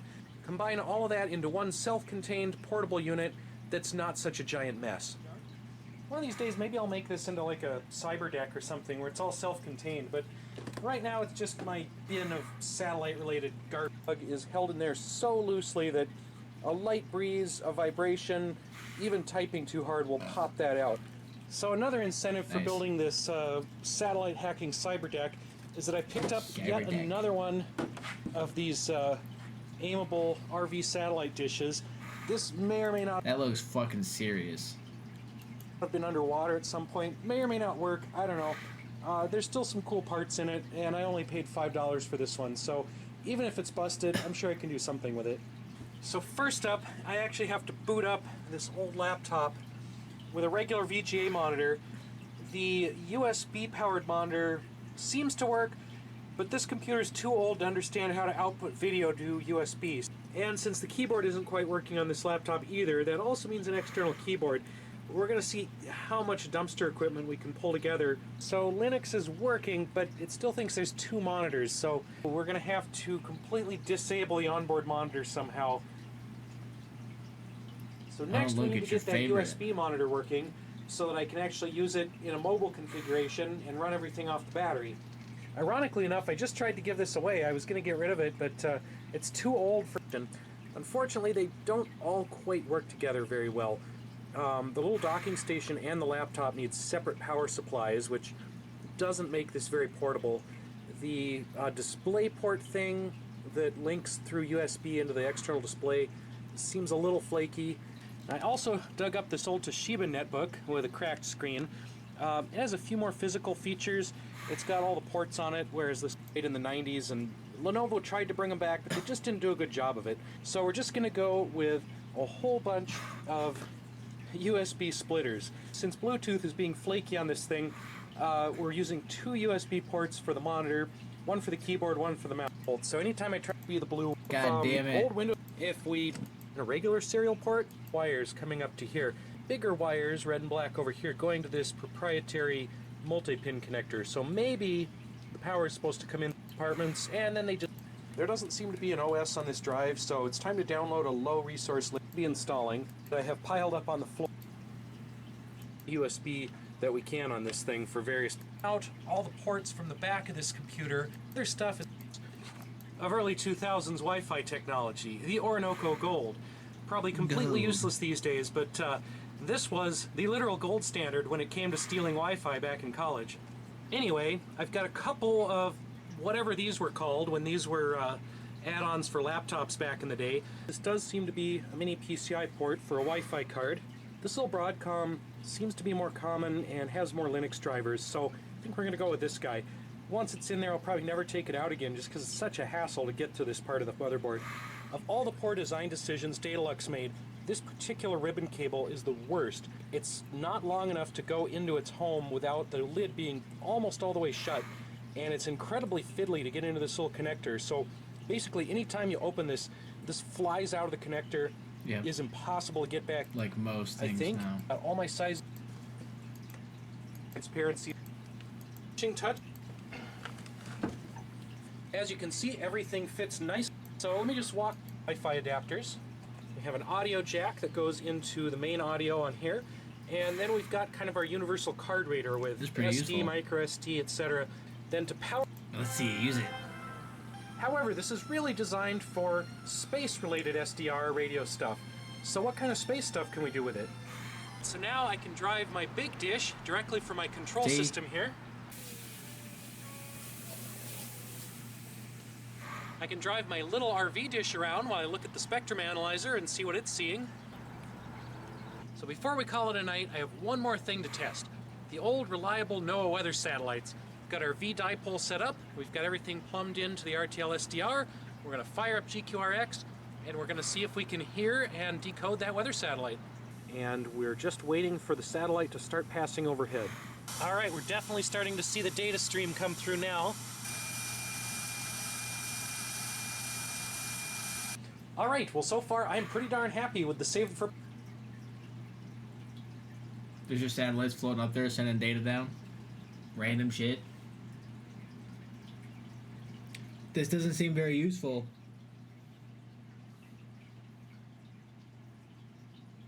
So, I mean, just like this guy building trash. I'm not saying he's a fucking not smart. He built something really smart. I'm just saying, out of garbage.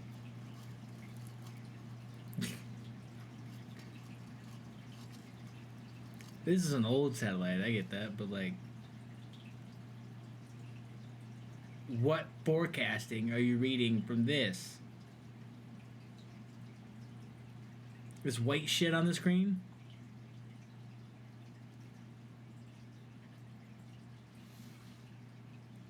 I can't read forecast data. I don't know what I'm looking at.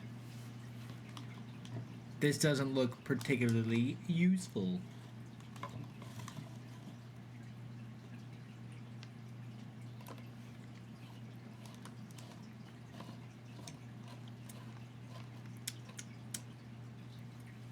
It's cloudy in Montana. See? That's not useful. That's why he... So it was just cloudy. It's cloudy in Montana. Cool. Is it even Montana? Because I'm confused. It's at a weird angle. Michigan's right here. So then... What's this yellow line? Canada?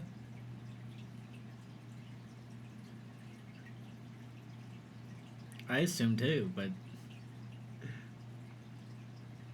I assume it's right. For parts. It's gotta be Canada up here. So it's... Yeah, over there where it's snowy. Isn't that Washington over here? This just doesn't seem like... I know it's an old satellite, but I don't understand how that's used. I want to see someone hacking new satellites. What if we just search satellite hacking? Weather satellite hacking.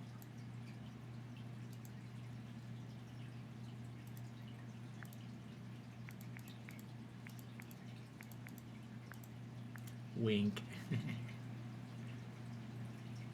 That's not what I meant. It's the same guy.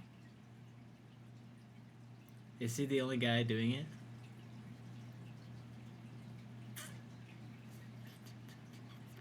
I want new satellites.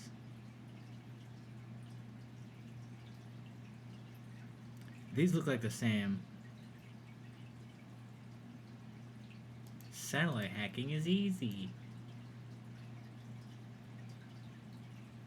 He's the only one Satellites that's a today god. lack basic security controls. With as little as $300, you too can hack into commercial satellites. A satellite is nothing but a computer flying thousands of kilometers above the Earth, and every connected computer has an attack surface. Satellite hacking refers to the unauthorized access or manipulation of a satellite's systems and data. Hacking a satellite can be accomplished in several ways, including exploiting vulnerabilities in the satellite software, intercepting and altering communications between the satellite and ground control, and physically accessing the satellite's hardware. Hackers can shut entire satellites down, denying access to their services, or they could spam satellite signals. The newer satellites also have thrusts to speed up, slow down, and change directions. As a result, hackers can take control of the satellites, leading to hackers potentially crashing into space stations and other satellites. But before further ado, remember, this video is for educational purposes only and does not promote or encourage hacking in any way. Tampering with satellite can disrupt critical infrastructure and endanger lives. Satellites are full of exploitable vulnerabilities. Attackers could use these flaws to launch themselves into orbit, closer to more valuable targets. A satellite security researcher believes a satellite is more easy to hack than a normal Windows computer. Modern operating systems such as Windows or Mac OS have a bunch of defenses to protect against the vulnerabilities. Moreover, exploiting a vulnerability on a PC you are running right now is significantly harder. On the satellites, we didn't find any of these defenses. Even the defenses from the early 2000s that were implemented in modern operating systems were not present on satellites, and this is what we mean by modern security measures are missing. In a presentation at the Black Hat Security Conference in Las Vegas, Johannes Wilbold, a PhD student at Germany's Ruhr University Bochum, explained he had been investigating the security of satellites. He studied 3 types of orbital machinery and found that many were utterly defenseless against remote takeover because they lacked the most basic security systems. He said, "People think that satellites are secure. Those are expensive assets and they should have encryption and authentication. I assume that criminals think the same and they are too hard to target and you need to be some kind of cryptography genius." Maybe it wasn't a good idea to give this talk. With limited memory and processing capacity, many satellites don't even use data encryption, which make them a tasty prey for hackers. But what a hacker can do with hacked satellite? As discussed earlier, a hacker can crash a satellite into another satellite. But that's not the only thing a hacker can do with a hacked satellite. I think the main problem with taking over a satellite is that attackers could gain access to the orbit. Launching a satellite is still very expensive and takes a lot of work and time. A hacked satellite might not be the primary target. Attackers could use a craft to get closer to their real target. Suddenly, a threat actor pushes a lot closer to the target satellite. With the right proximity, they can start intercepting communications like telecommands, which is difficult without direct access to the ground station of the satellite provider. Attacker could also try to perform DOS attack on a satellite and make it unavailable for use. Now Well, let's that's take a just- look at some real Now satellite that's hacking just gay. incidents. Russia DDoS a satellite. You're just gay.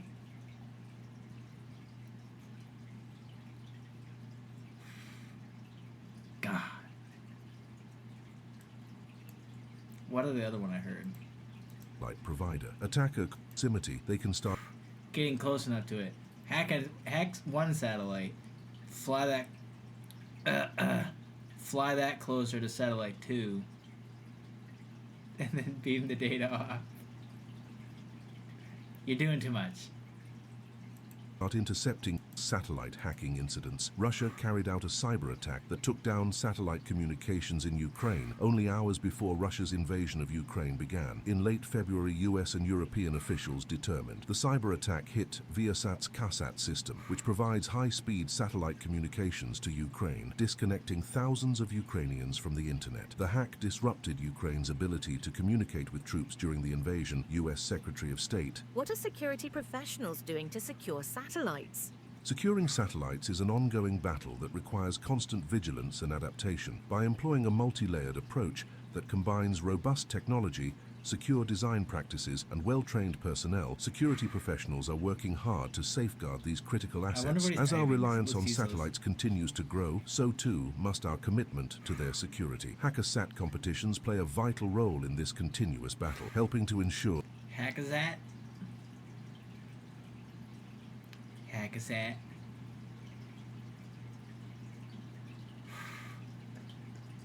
Hacking AI. Do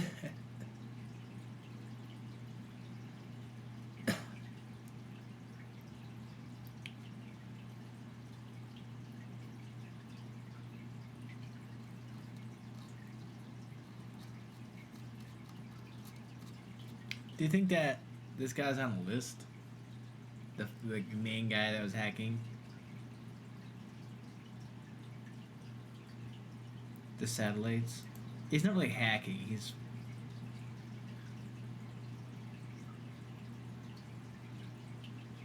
Free satellite sources, that's cool.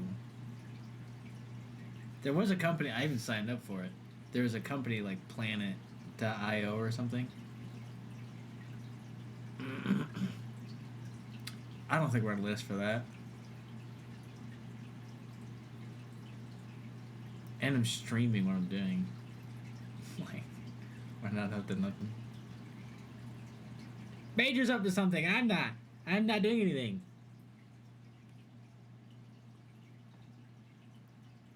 China 10 years ago. Yeah, now they are. Okay, now it's getting more in depth.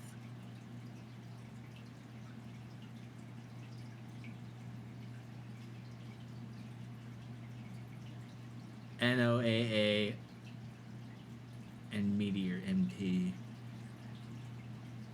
with real world example. Too long. What was I talking about? Something real.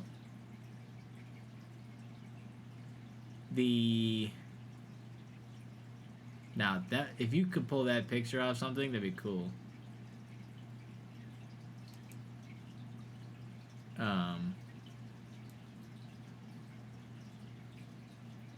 Planet.io. It got really annoying how to use it. It was described as the live Google Earth. Like that was how they sold it. And that is not at all how it fucking worked.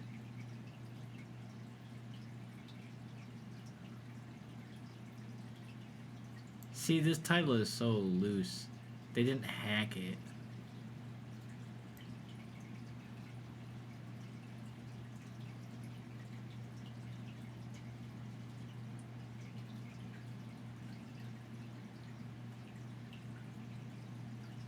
It's a minute, we'll watch it.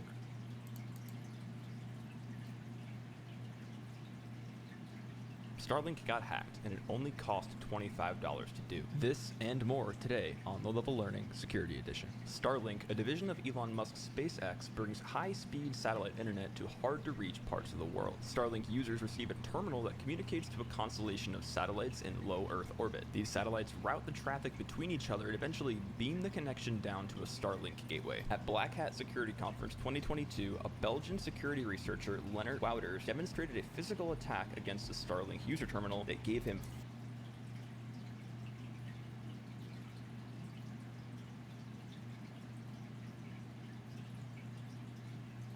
Yeah, see, it's not that easy. full access to the Starlink network. Luckily for SpaceX, Wouters wasn't a malicious hacker. Instead, hacking the Starlink terminal was covered under SpaceX's bug bounty program. Okay, it was a little more hacking than I thought. With BugCrowd. Here, security researchers can get paid by companies for revealing vulnerabilities in their system. Wouters used a voltage fault injection, an attack where electricity is injected in places where it's not supposed to go. This caused the firmware signature verification of his terminal to fail, dropping him immediately to a root terminal. Wouters is such a nice guy that he put the PCB documents and the source code for his mod chip on GitHub, link in the description below. Wouters said, overall, the security of the terminal was good, and that SpaceX's security team was cooperative in his process. Good job, Elon. If you enjoyed that and want to learn more, hit subscribe and...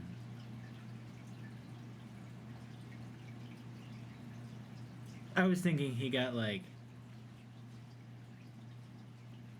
free service. I don't know. That's just what I thought. Oh, look at someone else's comment. Came here expecting free internet. See?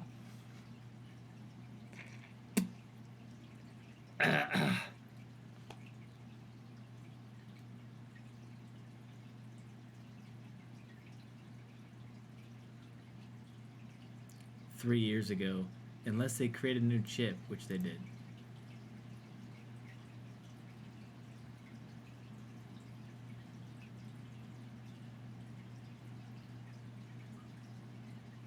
I don't think we're on a list for that.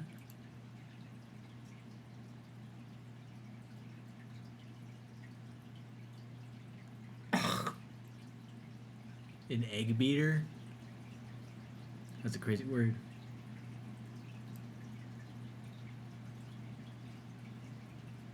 I want to see new stuff, man.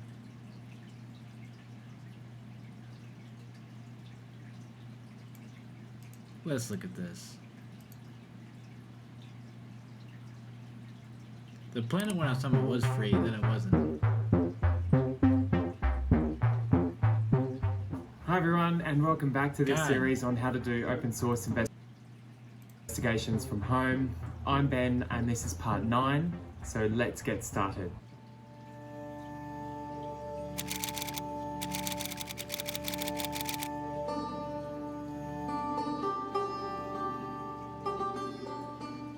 In this session, I really want to share with you my favorite free satellite imagery resources that I use. What I like about sharing these resources with you is that no matter who you are or where you are in the world, you can access them for no cost, just like these tutorials that I'm making here. And all you need is a computer and an internet connection to access them. So let's get started with my favorite #1 source for satellite imagery, which is Google Earth. And that's the desktop version, not the web-based version. For those of you that are more familiar with using Google Maps or with using Google Earth on the web-based version, you'll notice there's a lot of similarities, but when you download the Google Earth desktop version, there are a huge amount of added extras that you've got. He said #1. This satellite image that you're seeing right here is of a village in Nigeria's Borno state in the north. What's really interesting about Google Earth is that we can scroll backwards and forwards in time.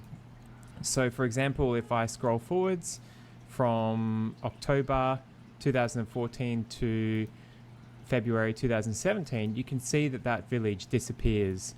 And we can see a lot more of those on Google Earth as we go through in different areas. What I really like about using Google Earth is the fact that we can actually save our pins on a map and get more of an understanding as to trends or things like that that might have occurred. So for example, this is just a little project that I've been working on where I'm mapping villages that were destroyed in Nigeria's Borno state between the 2014 to 2017 period.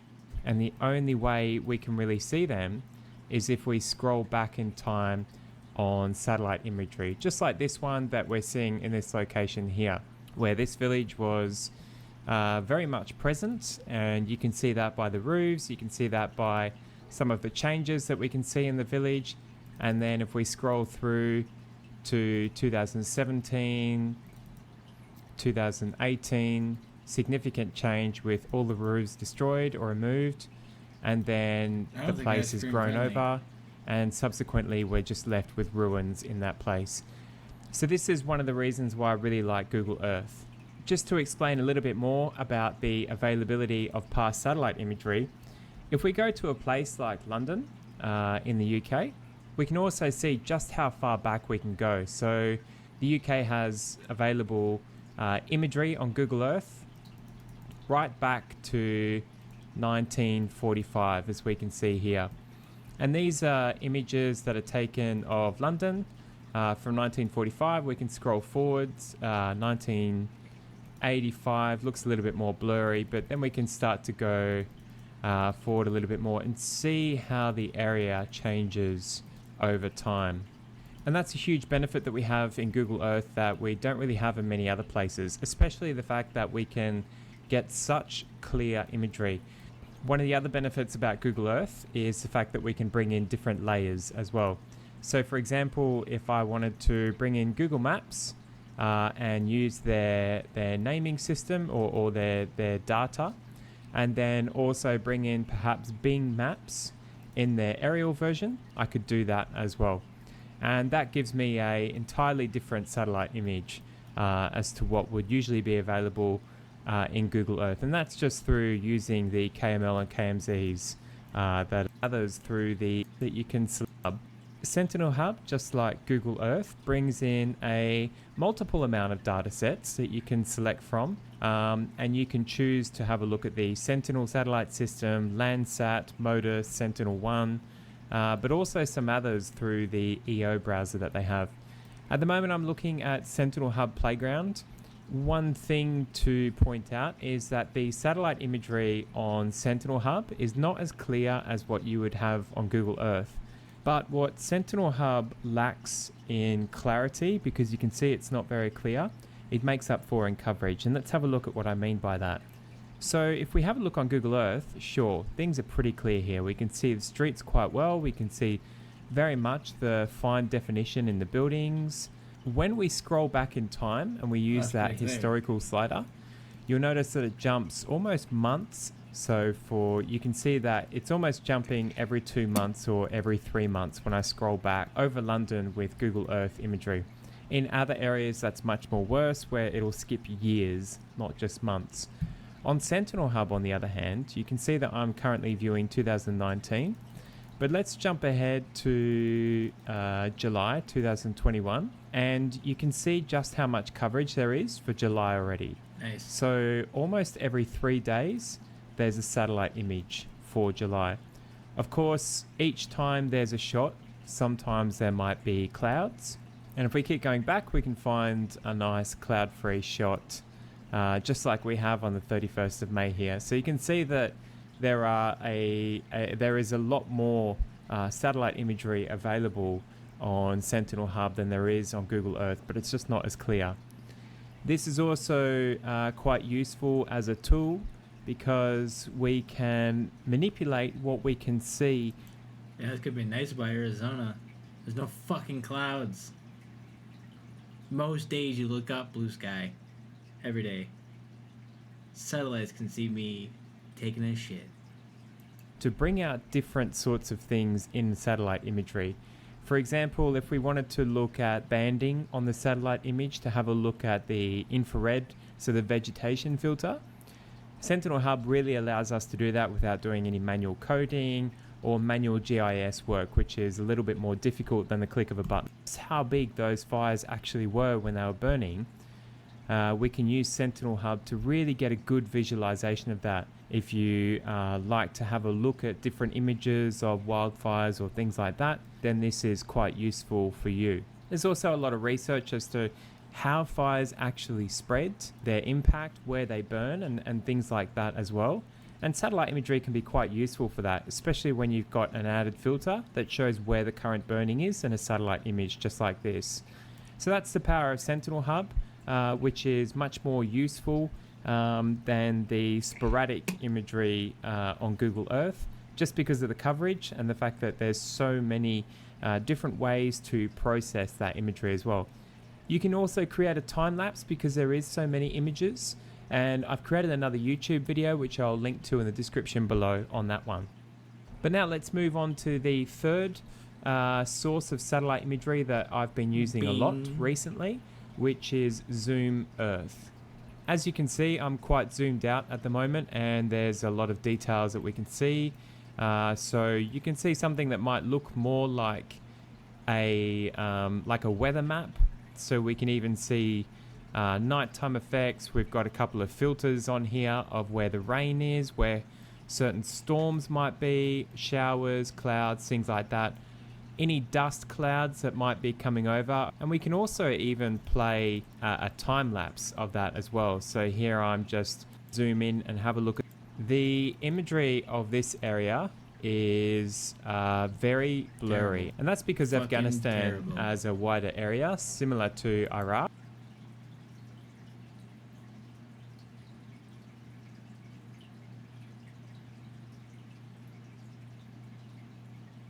Oh, a gas station got robbed down the street from my house, and they caught him within an hour. There was a plane flying over, and it was one of those police speed enforcement planes. So they tracked his ass pretty quick, which is just hilarious. The highway is not that far, so obviously there's fucking planes flying around. It's not close, but it's not far.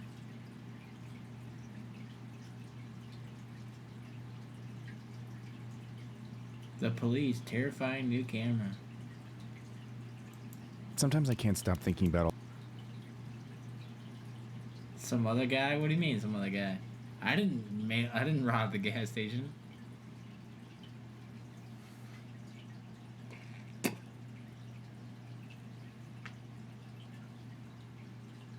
All the cameras.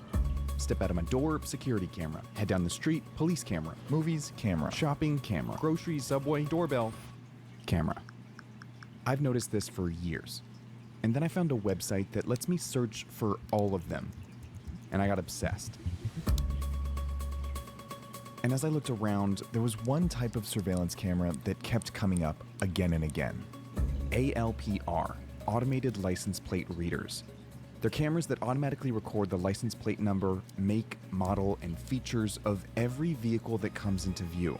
X'd out. This is, at its core, not a new technology. Search on newspaper archives and you can see that we've been talking about automatic license plate readers since the 80s.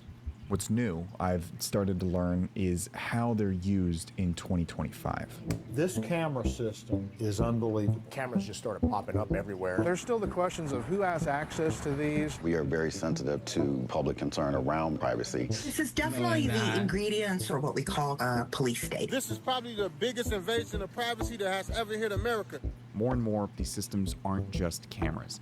They're storing data, compiling lists, and with enough ALPRs, law enforcement essentially has real-time surveillance of every vehicle in their area. We're talking about mass surveillance. Mass surveillance, in the sense that they collect data on everyone. You can basically see where everyone is at any point in time. These are some of the people I've talked with over the last few weeks as I tried to learn as much as I can about ALPRs, because I got a little obsessed. I even started looking them up every time I went somewhere new. Found it. There's another one. And pretty quickly, I noticed a few things. I think that has to be one. I see another one. First, the map was an underestimation. I'm definitely noticing that there are a lot of these that are not labeled on this map. And second, almost all of the unmapped ALPRs looked identical. A pole with a solar panel on top, a camera right below, a pole, and this logo. Not a pole. Flock Safety is a surveillance tech company that says its mission is simple: eliminate crime. Do you envision a future with a flock camera on every street corner? I envision that, and I envision an America where crime no longer exists. And part of why so many of the flock cameras I found might not be labeled on open source maps yet is because of just how quickly the company has grown. In the 8 years since its founding, Flock's revenue has skyrocketed. It's now valued at over $7 billion. Flock says that its cameras are used by more than 5,000 of the 18,000 law enforcement agencies in the US, and more than 1,000 private customers like homeowners associations, schools, and shopping malls. And while only 20,000 of its cameras have been reported, watchdogs estimate that the real number is over 90,000, taking billions of photos every month. I'm sure I've been photographed driving past one of Flock's cameras, and if you drive a car in the US, you probably have too. I set out to make a video about automated license plate readers in general, but pretty quickly it became a video about just one company. I want to tell you about that company, why its cameras spread to almost every corner of the United States, and how it's quietly reshaped our relationship with being watched.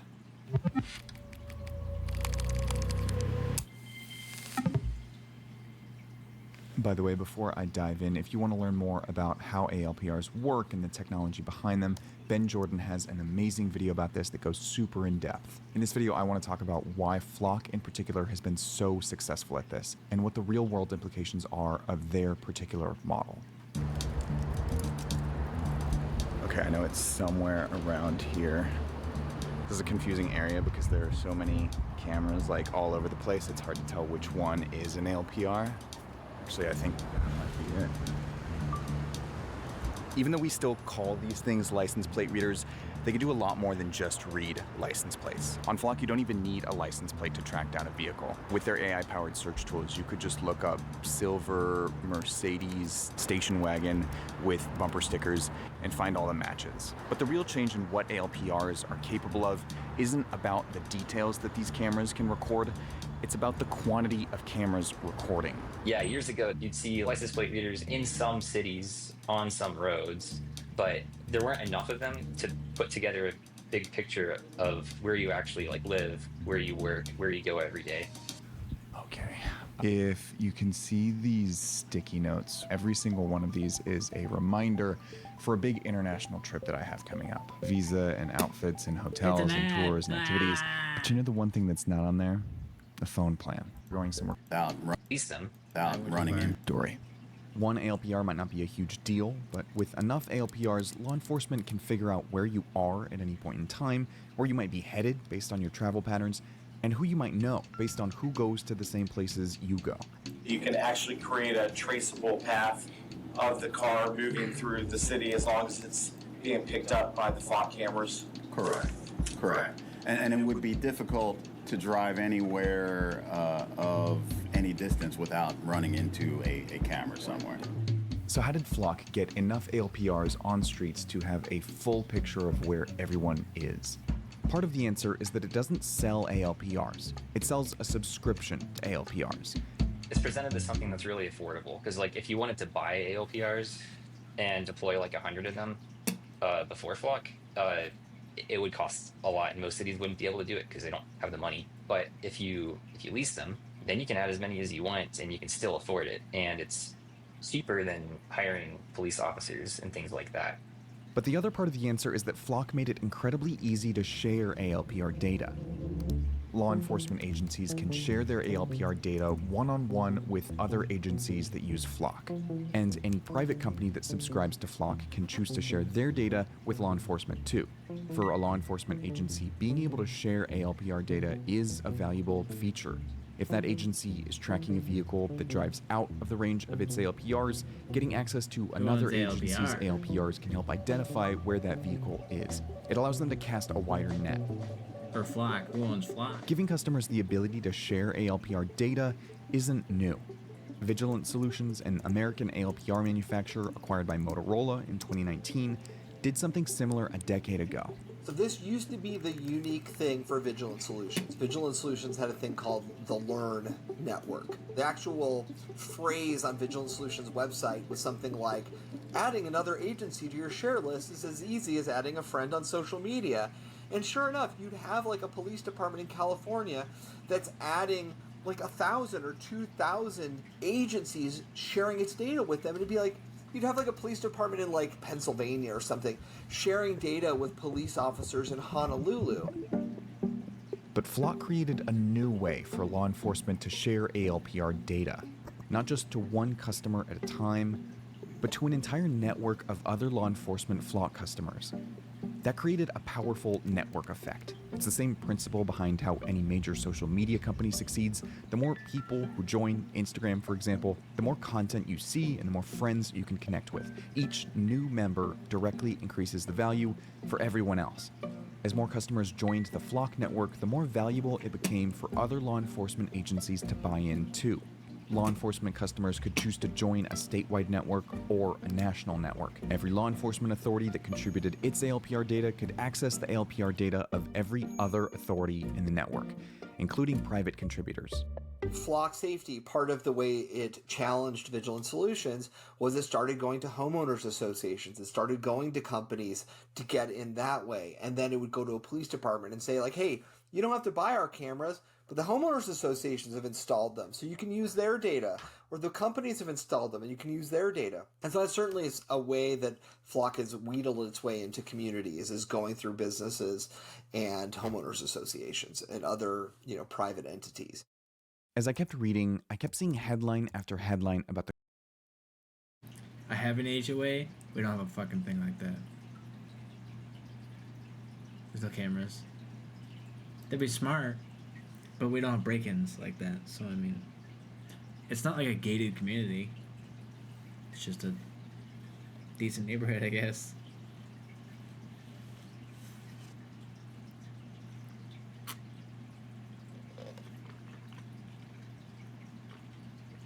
See ya. Good night.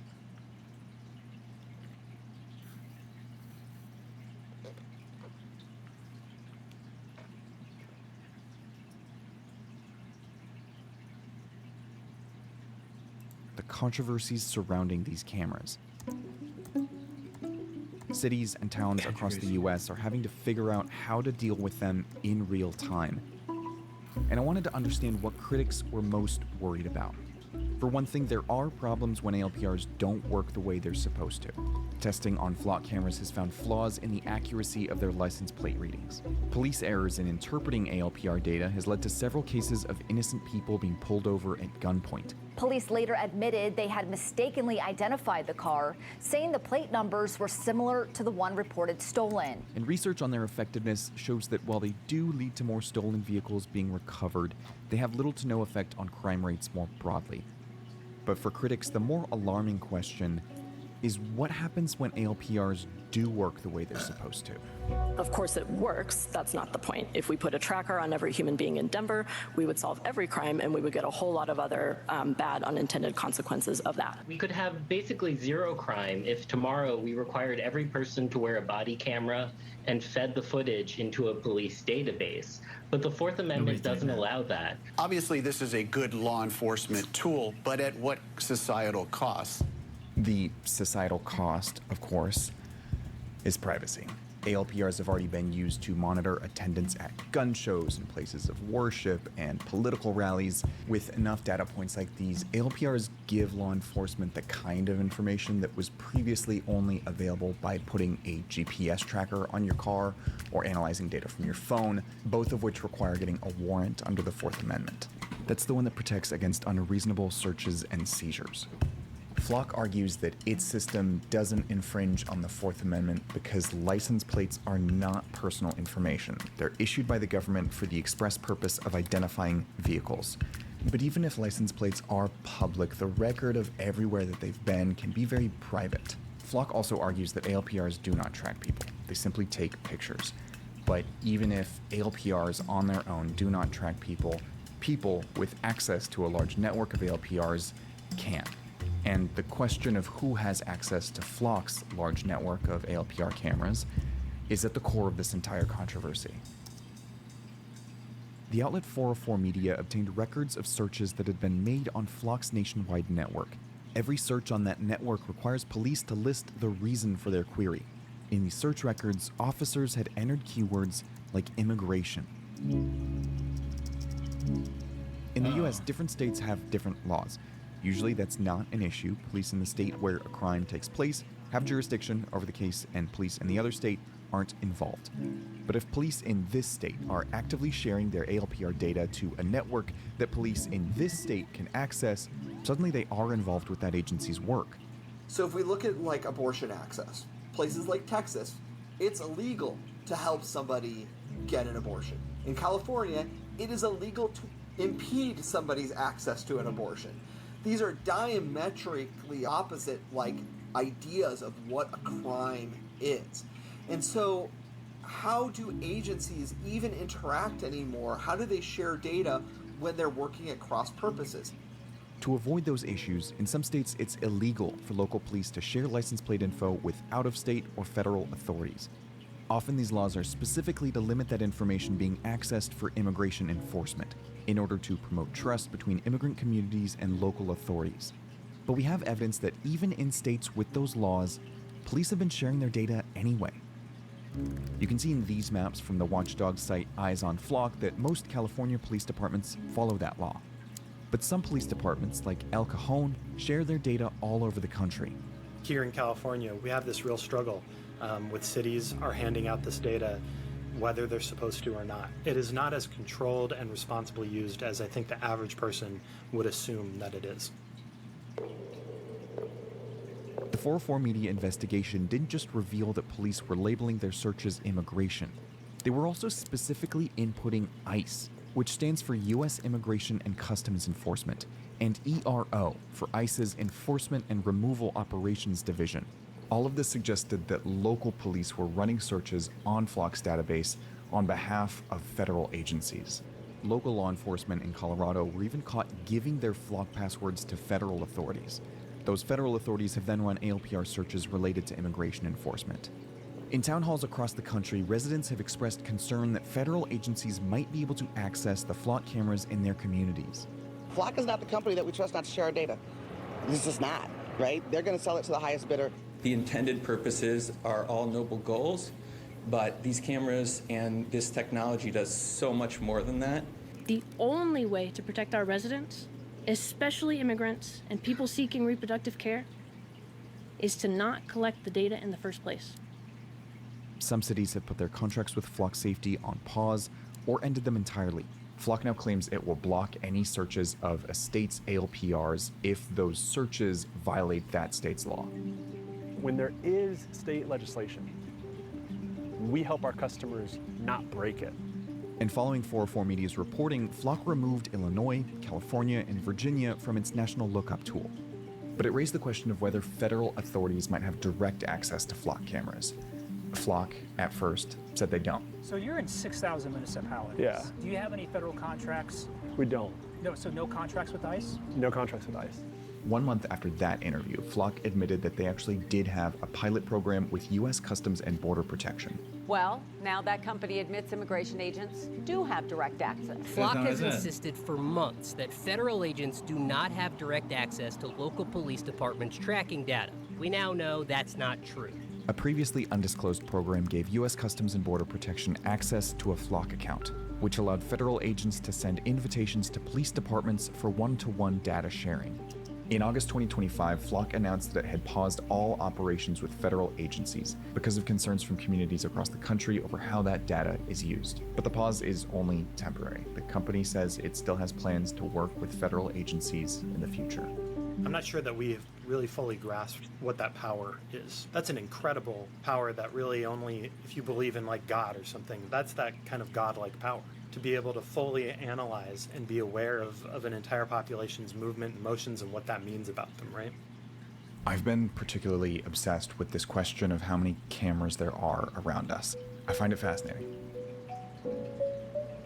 At the same time, to be completely honest, I find it increasingly difficult to care about surveillance. It's overwhelming. It's easy to tune out. There are too many kinds of surveillance technologies and too few things that we can realistically do about any of them.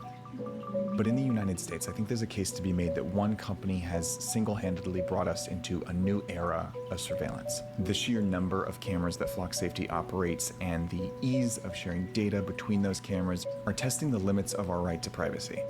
At Flock, ALPRs are only the beginning. In 2025, the company debuted its newest product. It's easy to see that drones are the future of law enforcement. They are safer, they are faster, they work 24 hours a day, 7 days a week. It's nothing new for a tech company to disrupt an industry by moving into gray areas of the law. But when the industry that they're disrupting is the way that we enforce the law itself, that changes the equation. Even if you agree with Flock's mission, even if you don't care about the cameras or who has access to them, the bottom line is that a company whose stated mission is to eliminate crime might be going outside the law to do so. Hey, thank you so much for watching. If you're new here, this is Tunnel Vision. It is a show where we go down rabbit holes and tell stories about how we find answers on the internet. If you're an American, you've been probably seeing a whole bunch of these things. And in some places, they're so common that you don't even notice them. They just blend into the background like they're trees or streetlights. And you've probably correctly assumed that they're recording traffic. They're also recording and logging license plates and using AI image recognition. But what if I told you that they are in fact not owned by your local police department or your local government, but are licensed to them by a third-party startup? And all of your vehicle's whereabouts are being tracked by a third-party data broker. What if I also told you that major retail chains are also using them, and they're combining your vehicle's whereabouts with your personal information, your shopping habits, and even your in-store behavior. And some of them are giving that information to law enforcement. And what if I told you that I just possibly may have come up with a way to break it?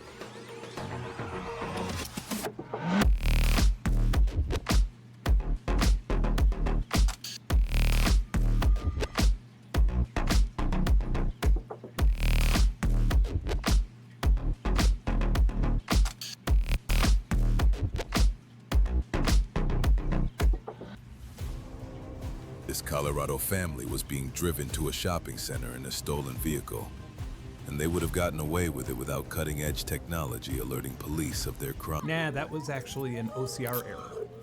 Well, this New Mexico woman and her 12-year-old sister were driving to the park with a stolen license plate when AI-enhanced technology allowed police to... That one was another computer vision error. Well, yet another car-thieving woman of color caught red-handed. Nope, just a glitch. What does it mean, This another? situation keeps happening all over the country. Your tax dollars pay startups to rent AI superpowers to law enforcement. And then the following year, your tax dollars pay the lawsuit settlements when it doesn't work. Flock Safety is a startup that was founded in 2017 that specializes in developing and leasing security cameras that have AI capabilities such as license plate recognition and vehicle identification. And these security cameras feed into databases that law enforcement, private companies, and even private citizens can access and utilize. And if you own a car in the United States, you have unquestionably been logged within one of these databases. It works like this. You drive past a Flock Safety camera and it records an image or video. An image segmentation model or something similar looks for the license plate itself, or a rectangle with some key identifiers like tail lights or a rear window. Once it is confident enough that it found a license plate, it sends a portion of the image to an OCR model, or optical character recognition, which is probably the most widely used type of AI for consumers. For example, it's used in PDFs or any type of automatic data entry, like scanning and cashing checks on your phone with your bank's app. AI like this typically uses a confidence level threshold, so if the OCR model is above, say, 90% sure that your license plate was read accurately, then the information is saved with a location and timestamp on it. It can also classify the make and model of your vehicle and note if there are any bumper stickers or add-ons or cosmetic damage on the vehicle. And this information as well gets stored to that database. A law enforcement officer can then run your license plate and see every single time that your vehicle has been tagged in the database. So if you're in a city that has a lot of these cameras, it pretty much has the same effect as secretly sticking a GPS device on your car. Flock Safety is also happy to provide service to businesses and homeowners associations, and those private clients often allow law enforcement to access the data from their cameras. Then there's the hot list. If law enforcement puts you on the hot list, they are notified every single time that Flock detects you. So it's kind of like having a police tail all day, every day, but without the pesky annoyances of requiring a judicial warrant to target and track a citizen who may not even be suspected of any sort of crime. So now you might be asking, what is there to stop, I don't know, Texas law enforcement tracking women out of state who are suspected of getting illegal abortions? Or how would you prevent a jealous, abusive person who also happens to be a law enforcement officer from using the system to constantly track his ex-girlfriend and her new partner? Well, unfortunately, you wouldn't prevent it, because these are just two of the many examples of things that have actually already happened. Flock Safety has exhibited the usual hyper-aggressive startup behavior that we've all grown accustomed to. Near Orlando, Florida, for example, they installed nearly 100 cameras on public roadways without even notifying the county. And this entire industry sales pitches police departments with their cherry-picked success stories. If we didn't live in a surveillance state, this old lady with dementia would have never been found, or if it weren't for all these cameras, this homicide suspect would have never been taken off the streets and would still be murdering people right now. Had this license plate reader error not led to a mother and her young children being held at gunpoint, that family would have never received a $1.9 million settlement from Aurora, Colorado taxpayers. Weirdly, I couldn't find that example in any of their sales decks. From every single agreement that I've looked up and seen, the police department or local government do not own the camera but pays for their installation, then rents them for an annual subscription fee. And usually this is between $2,000 and $3,000 per camera per year, but apparently there's been a recent price hike that has strained the budgets of some police departments. In all of these agreements, Flock Safety's liability policy is extremely tight and protects them against virtually all claims should something go wrong or an equipment or data error mislead an investigation. And one of the most amusing parts of this agreement is this section that is telling the police department to call 911 and not rely on Flock Safety services in the event of an emergency. Yikes. Civil communities, police departments, private businesses, and individuals are not allowed to sell, lease, lend, give away, auction, or otherwise transfer ownership of any of Flock's IP or hardware. At no given time are you allowed to decompile, disassemble, reverse engineer, modify, alter, tamper with, or even repair any of it. Later in this video, I'll be disassembling and somewhat reverse engineering some ALPR cameras, but not Flock. If I did have access to some of Flock's hardware sitting in a box right over there, my attorney advises me that showing you any of it would jeopardize the existence of this video as a whole. A big reason for this aggressive scaling is because the business model of companies like this is actually quite brilliant. They market themselves as public safety services licensing cutting-edge technology, but license plate readers and security cameras have existed for decades. Flock Safety and their competitors are data brokers. A city, police department, business, or homeowners association pays to borrow their cameras, and then they retain the right to make some of that data accessible behind the same licensing paywall scheme for other clients or customers. Andreessen Horowitz, who is the VC of choice for data brokers and big data startups like Databricks, Fivetrans, Scale AI, and Golden, just to name a few, they've invested nearly $500 million into Flock Safety, adding another $275 million just a few months ago. These are data broker numbers. For example, ADT, the largest and most recognizable home security company and brand in the world, went public in 1969 and has a market cap of $6.8 billion. And that market cap is eclipsed by Flock Safety's recent F-Series valuation of nearly $8 billion. And it needs to be pointed out that Flock Safety and Andreessen Horowitz have spent a combined $92,680,000 in lobbying, and the vast majority of that lobbying was in the last year. Maybe you are a law enforcement officer and Flock Safety has helped you solve cases. Or maybe you think that a poorly substantiated claim about a drop in crime is worth the constant monitoring and tracking of hundreds of millions of tax-paying citizens who are not criminals. And those small little glitches that result in young children being held at gunpoint face first on the hot asphalt in a parking lot are just some cracked eggs in the overall omelet that society is trying to make. And if you agree with that, and that's your perspective, fair enough. I strongly disagree with you, but this is a conversation that's not even worth having because all of this is about to get a whole lot worse for everyone, except for the billionaires extracting wealth from taxpayers, of course. Hey guys, I'm still in the studio. We just finished our Q1 product launch. Fingers are still a little bit shaky.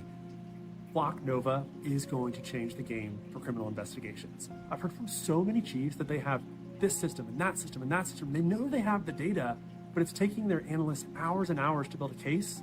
And now with Flock Nova, it's one click to one case solved. Flock Nova is a brand new product that is in beta at the time of me recording this, and it combines computer-aided dispatch, criminal records, video surveillance, automated license plate reader data, and here's the kicker, third-party data acquired by Flock Safety. What third-party data, you ask? They haven't exactly been transparent, but 404 Media asked the same question and found out that Flock Nova was using data leaked and sold from large-scale hacks and security breaches. And since that story broke, Flock made an announcement claiming to no longer be using illegally stolen personal data. Most of us at face value don't really seem to mind, or at least don't think it's a big deal that our data is being farmed from us. Like, is it really that big of a deal that your activity on Pinterest under a mostly anonymized account is being stored and analyzed and sold? Well, it becomes a very big deal when it's combined with other data and stops being so anonymous. And when your health questionnaire information on BetterHelp was sold to Facebook, where you posted a bunch of photos from bars 10 years ago, and then all of that gets bundled by a data broker with your tracked and logged bad driving habits that your vehicle manufacturer sold. Yeah, that's a thing too. Guess what?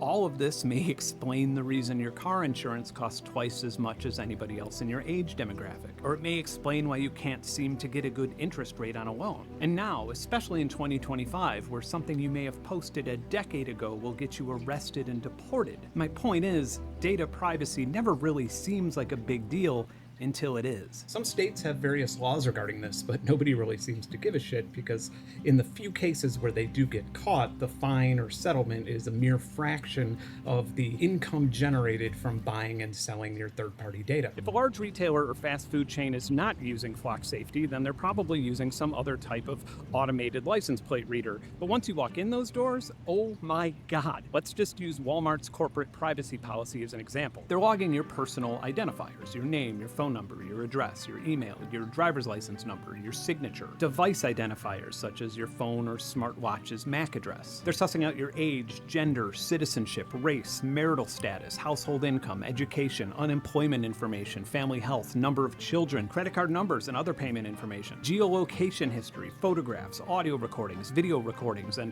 if known, background checks and criminal convictions. Oh, hang on, I haven't even gotten to the creepy part yet. Inferences, aka your behavior and preferences from your shopping patterns, intelligence, and aptitude. And they reserve the right to share any and all of this with third parties, including but not limited to, you guessed it. It's been reported that police departments have been running queries and sharing Flock Safety's data with ICE. Some Home Depot and Lowe's locations are also Flock Safety customers, and they have also been known to share Flock Safety's data with law enforcement. It might be safe to assume that some of the immigration raids happening at Home Depot and Lowe's locations may be connected to this honeypot of data. So when an immigrant picks up some construction supplies before work, the store will then send the license plate and vehicle identification data to Flock Safety. That would trigger an alert on the hot list, and just like that, masked men arrive and pick up the Venezuelan day laborer with no criminal record and ship them off to a prison camp in El Salvador. Like, why? Can't y'all just f***ing sell tools? So we have these creepy AI cameras everywhere, proving every paranoid schizophrenic person right by logging our vehicles' every move for police, retailers, and even gated communities. Then we have retailers building advanced personal and psychological profiles about us, which are then being traded to data brokers and combined with our internet shopping, browsing, and social media activity. And now law enforcement data brokers are buying it all up. Here's a hard truth that we all need to know and consider. If every single actor in this database brokerage theater were playing by the rules and following every single law and acting ethically, your data is still only as safe as the database with the weakest security policies or that one employee that falls for the phishing email. In 2024 alone, if we are only counting data breaches that were formally reported, that number exceeds over 10,000 incidents affecting 4.2 billion compromised records. But fear not, our legislators are coming to our rescue by banning TikTok? Did I hear that right? And it kind of doesn't even matter at this point. Debating the safeguarding of personal data in 2025 is like standing on the burnt remains of a home and debating what kind of fire extinguisher you're going to put in the kitchen. This next section isn't about big data or retailers. We're going to circle back to the data mining that your tax dollars pay for, and we're going to see just how insecure it is. And we're going to try to come up with some ways to defend ourselves from it. In this chapter, we'll be technically going over how ALPR cameras work and examining a few hardware vulnerabilities, but we kind of don't have to. From what I gathered, Flock safety cameras can be reached by Bluetooth, and without breaking off into a completely separate tangent, security is not Bluetooth's strength. To Flock Security's credit, from what I could tell, all the Bluetooth seems to be doing is relaying hardware and status information about the camera and transmission system. The camera system also has a Wi-Fi radio that acts as a router with WPA2 encryption, which a lot of consumer products still use despite it being a 20-year-old technology with a lot of flaws. One of those biggest vulnerabilities is in the handshake. If you were to try to guess the passcode on an iPhone, you have about 6 tries before the device times out and makes you wait before you can try again. And this is the same or very similar for any smartphone or Gmail or any modern login page. With WPA2 Wi-Fi, there's a pre-shared password key, and an attacker can capture the handshake on their own device so they can sic their GPU on it. And if everything's updated and working properly and there are no other security vulnerabilities at all on the router, a modern gaming GPU can crack an 8-digit key in under 3 hours. If your Wi-Fi password is a known word that would be in a password dictionary, I'd give it about 60 seconds. With some other vendors and services, you don't actually have to crack anything because they failed to secure their RTSP video feeds properly. And in just a few hours, with some specialized search engines, I managed to browse my way into accessing live feeds from over 24 traffic cameras. And what's even more troubling is that in a couple small towns that I audited, if one camera wasn't secured, none of them were, allowing anyone the capability of tracking every single vehicle in the town indefinitely without ever having to see or write a line of code. Another troubling example, Hikvision, the largest IP camera company in the world. They make all types of cameras, many of which have ALPR technology and are marketed towards police departments. In 2022, hackers were able to not only view the feed, but exploit the firmware used in over 80,000 cameras, allowing them to execute code remotely. And then just last year, the Russian military compromised Hikvision cameras in Ukraine to obtain intelligence to plan airstrikes on Kiev and subvert Ukraine's air defense systems. In fact, right now, at the time of me recording this video, you can download an exploit for Hikvision cameras on GitHub that allows you to view the feed, retrieve snapshots, and extract user credentials. Then you have Verkada, a massive security camera company whose chairman has bragged about locking clients into a predatory subscription model. There is a hardware component and a licensing component. Now the license, you might have bought a 1-year license, but you literally bolted the hardware to your ceiling. So you're not taking it down. Many of their clients in healthcare, prisons, police departments, and so on couldn't afford to leave for a more secure ecosystem. So when every single one of their 150,000 plus cameras were hacked due to a corporate administrator account having their username and password publicly exposed on the internet, hackers not only had access to the private video feeds, but the networks that they were connected to. And they were also able to access the archives of those cameras as well, the clips that had been saved by those customers. If there's one way to get me completely obsessed about something technical, it's to tell me that I'm not allowed to learn about it. And few industries are cagier about technical analysis or pen testing than the security camera industry. One would assume that it's because they do not want the general public figuring out the technical function of a device that people depend on for security, and by forcing customers into tight agreements or cease and desisting anybody who posts a disassembly video, they're making you safer. If you're buying or if you're in the market of buying any type of home, business, or civic security device or solution, you should be looking for a solution with a high level of openness and transparency. Probably about the worst thing that a nerdy YouTube channel can do to malicious hackers is make content publicly reporting on security vulnerabilities, because it forces the manufacturers to swiftly correct those vulnerabilities or face losing customers to competitors. I started my journey here by obtaining one of the most popular license plate recognition cameras that are mounted on police cars, made by Vigilant Solutions, which is a tough sounding name that Motorola uses when trying to market to law enforcement agencies. It truly did feel like more of Motorola's efforts went into obfuscating its functionality and making it absurdly proprietary than the part that, reads license plates. And ironically, it had a micro SD card in it with unencrypted data. Yeah, not great. Most of them have 2 different camera sensors, one for the daytime and one for the nighttime, and then a bunch of infrared light emitters. So for example, if a police officer is driving behind a vehicle at night, it'll send out an infrared flash and then take a photo at a very high frame rate, so it's underexposed everywhere but the infrared reflection from the license plate itself. And keep in mind that our human eyeballs are not able to see infrared light, so you or the police officer probably doesn't even realize that a flash is taking place. I'll demonstrate this really quick. Here is a longer exposure with no infrared flash, flash. Here is a longer exposure with an infrared flash. Here's a very fast exposure with the infrared flash. Anyway, this channel's attorney has expressed some concern over the complicated legalities of powering the camera on and using it in this video, considering how I obtained it. And no, I did not steal it off of a police car. So instead, I took it apart and analyzed just about every chip on it, and then rebuilt something similar to the functionality of the daytime camera to see if I can get a nice license plate reader on my truck, just like the police have.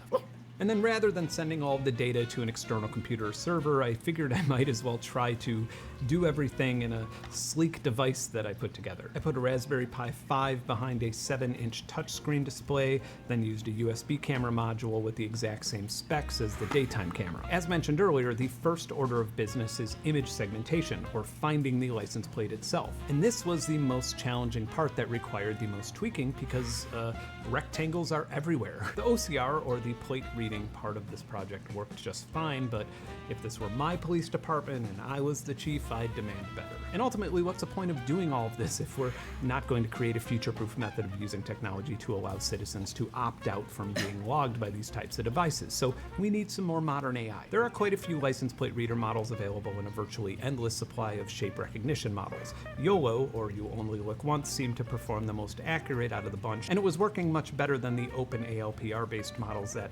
some popular public safety data broker companies use. But YOLO is also pretty power hungry, so I had to add a Halo AI board with 26 TOPS to my little police computer here, and then I decided to switch to a camera that communicated directly with the Pi board with dual channels, and that way I wouldn't have to deal with the overhead of a USB controller. I know this is so dorky, but look, we have an incredibly powerful computer vision system that's much more accurate than anything on the market for law enforcement, and it probably costs me around $250 if you don't count the trial and error. And what's better is I could probably use an accurate computer vision system for future projects, or maybe it'll just simply let me know when one of my chickens escapes. But in the meantime, we're going to pump it through Rekor Scout, a company similar to Flock Safety that also allows the option of sharing my data to the police. This extremely secure sharing network allows agencies to access data and records from any other participating partner across the Rekor ecosystem, including residential members of our Rekor Scout home package. Come to think of it, now that I'm saying this out loud, this also presents a pretty big security vulnerability, as I could just rob a bank and then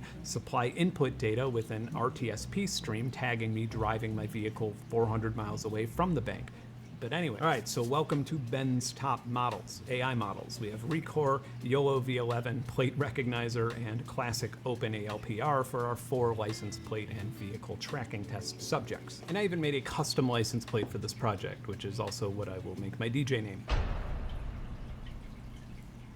Ben Jordan is taking a more direct approach. He wants to confuse the AIs using something called adversarial noise. Confusing AI models and preventing them from replicating the track. If you've been here before, you may have seen my ongoing project that encodes music files with noise that AI hears, but humans cannot. It effectively makes instrument and genre classifiers completely confused, and that makes the AI hear complete and utter nonsense.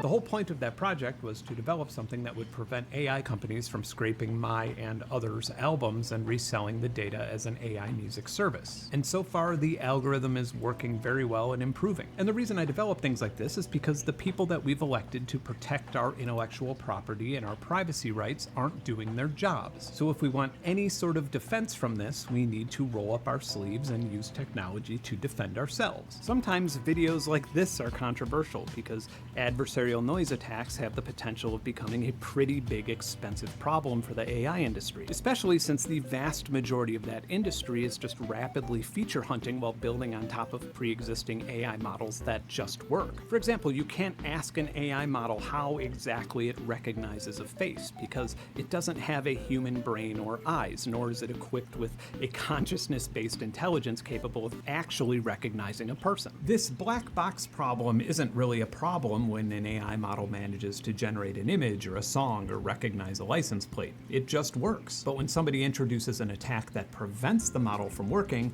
you can't just open it up and fix a few things. A few years ago, with something called Nightshade, some tech-savvy artists attempted to poison pill their artwork by introducing invisible noise to the image that confused models trained for image generators. And It worked incredibly well at first. Luckily for generative AI companies, they figured out that by adding some blur to the images, then using another AI algorithm to sharpen those images, they could remove most of the confusing noise. That's not exactly a great solution or a cure for the problem. It's more like a bandage, because now training image models takes longer and costs more due to these additions to the data processing workflow. And that particular bandage isn't going to be great for optical character recognition used by license plate readers, because the whole point of the technology is accurately outputting text from an image, not generating abstract license plate photos. So with that being said, here's what we're going to be doing here. I have a license plate database, and I make 1,000 identical traffic images with a plate superimposed on a car. If a license plate isn't even detected at all by both models, meaning that it doesn't even see the plate or rectangle itself,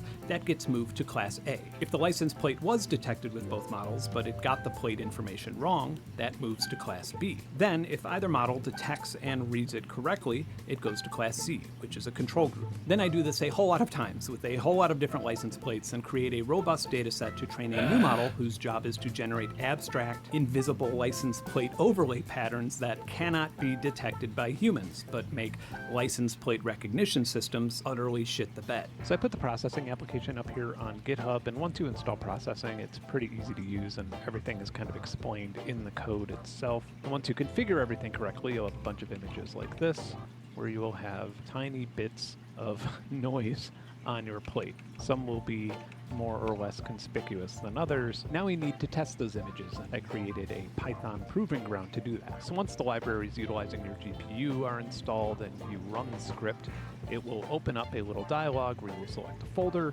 It will go through every single image in the folder. Then it will create a new folder and fill it up with images, which will tell you where it detected the license plate and what it thinks it read, and a confidence value of that. We have Pooh 5000 with the original. We have Moo 5000 with one of the perturbed. We have PDQ 5009, 9005400, Do 5000, Pooh 5Do. And then what I'm really interested in, on some of these, it didn't detect a plate at all. Somehow the noise pattern actually perturbed the image segmentation model detecting a rectangle on a vehicle. And if we could figure out what pattern is breaking the image segmentation, like detecting the license plate itself, then it's possible that you could just have a license plate holder that doesn't obfuscate the plate at all. That could make it much less likely to be read by the AI in the license plate readers. Oh, and my little Python app here also outputs all the data into a CSV file just so you can analyze all the data in front of you at once. It was time to test this in the real world against these prototypes. I thought it would be fun to print out the noise on transparent adhesive sheets for my Pooh 5000 license plate. This is just an easy way to test the patterns, and definitely not something you would actually want to put on your car and drive on public roadways unless you miss your friends in prison. Hey officer, it's just a little mud from all my off-roading. 12 miles per hour. I'm definitely throwing these cameras a softball.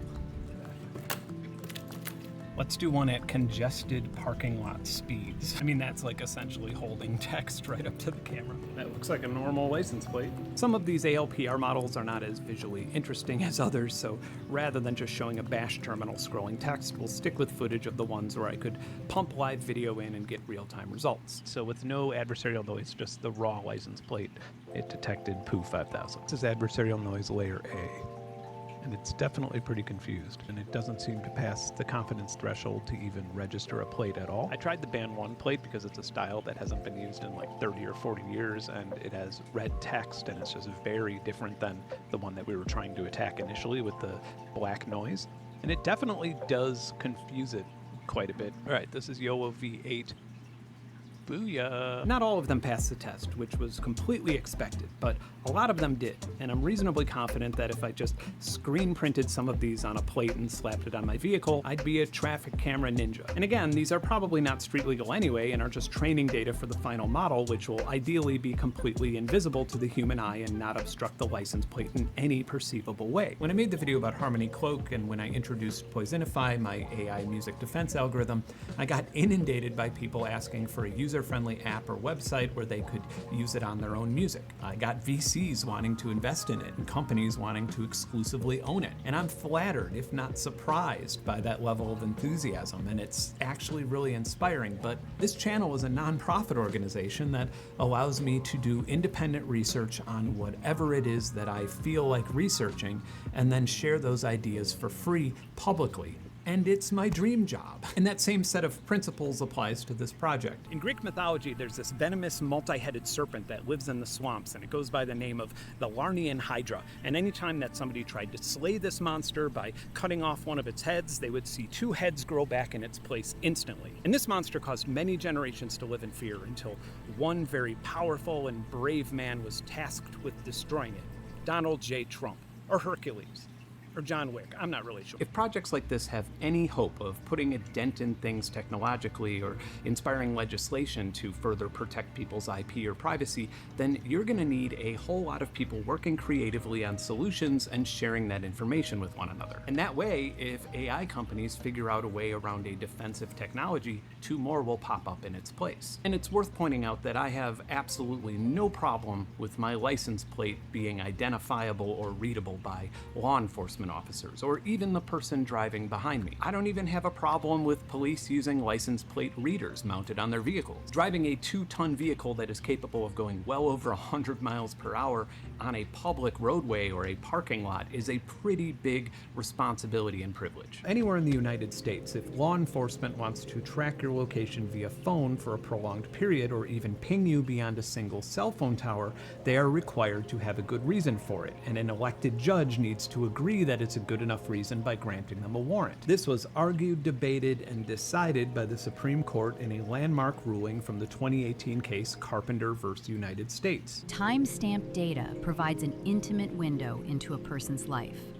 revealing not only his particular movements, but through them, his familial, political, professional, religious, and sexual associations. These location records, quote, hold for many Americans the privacies of life. So it would be reasonable to assume that tracking someone's location with AI without a warrant would be a violation of their Fourth Amendment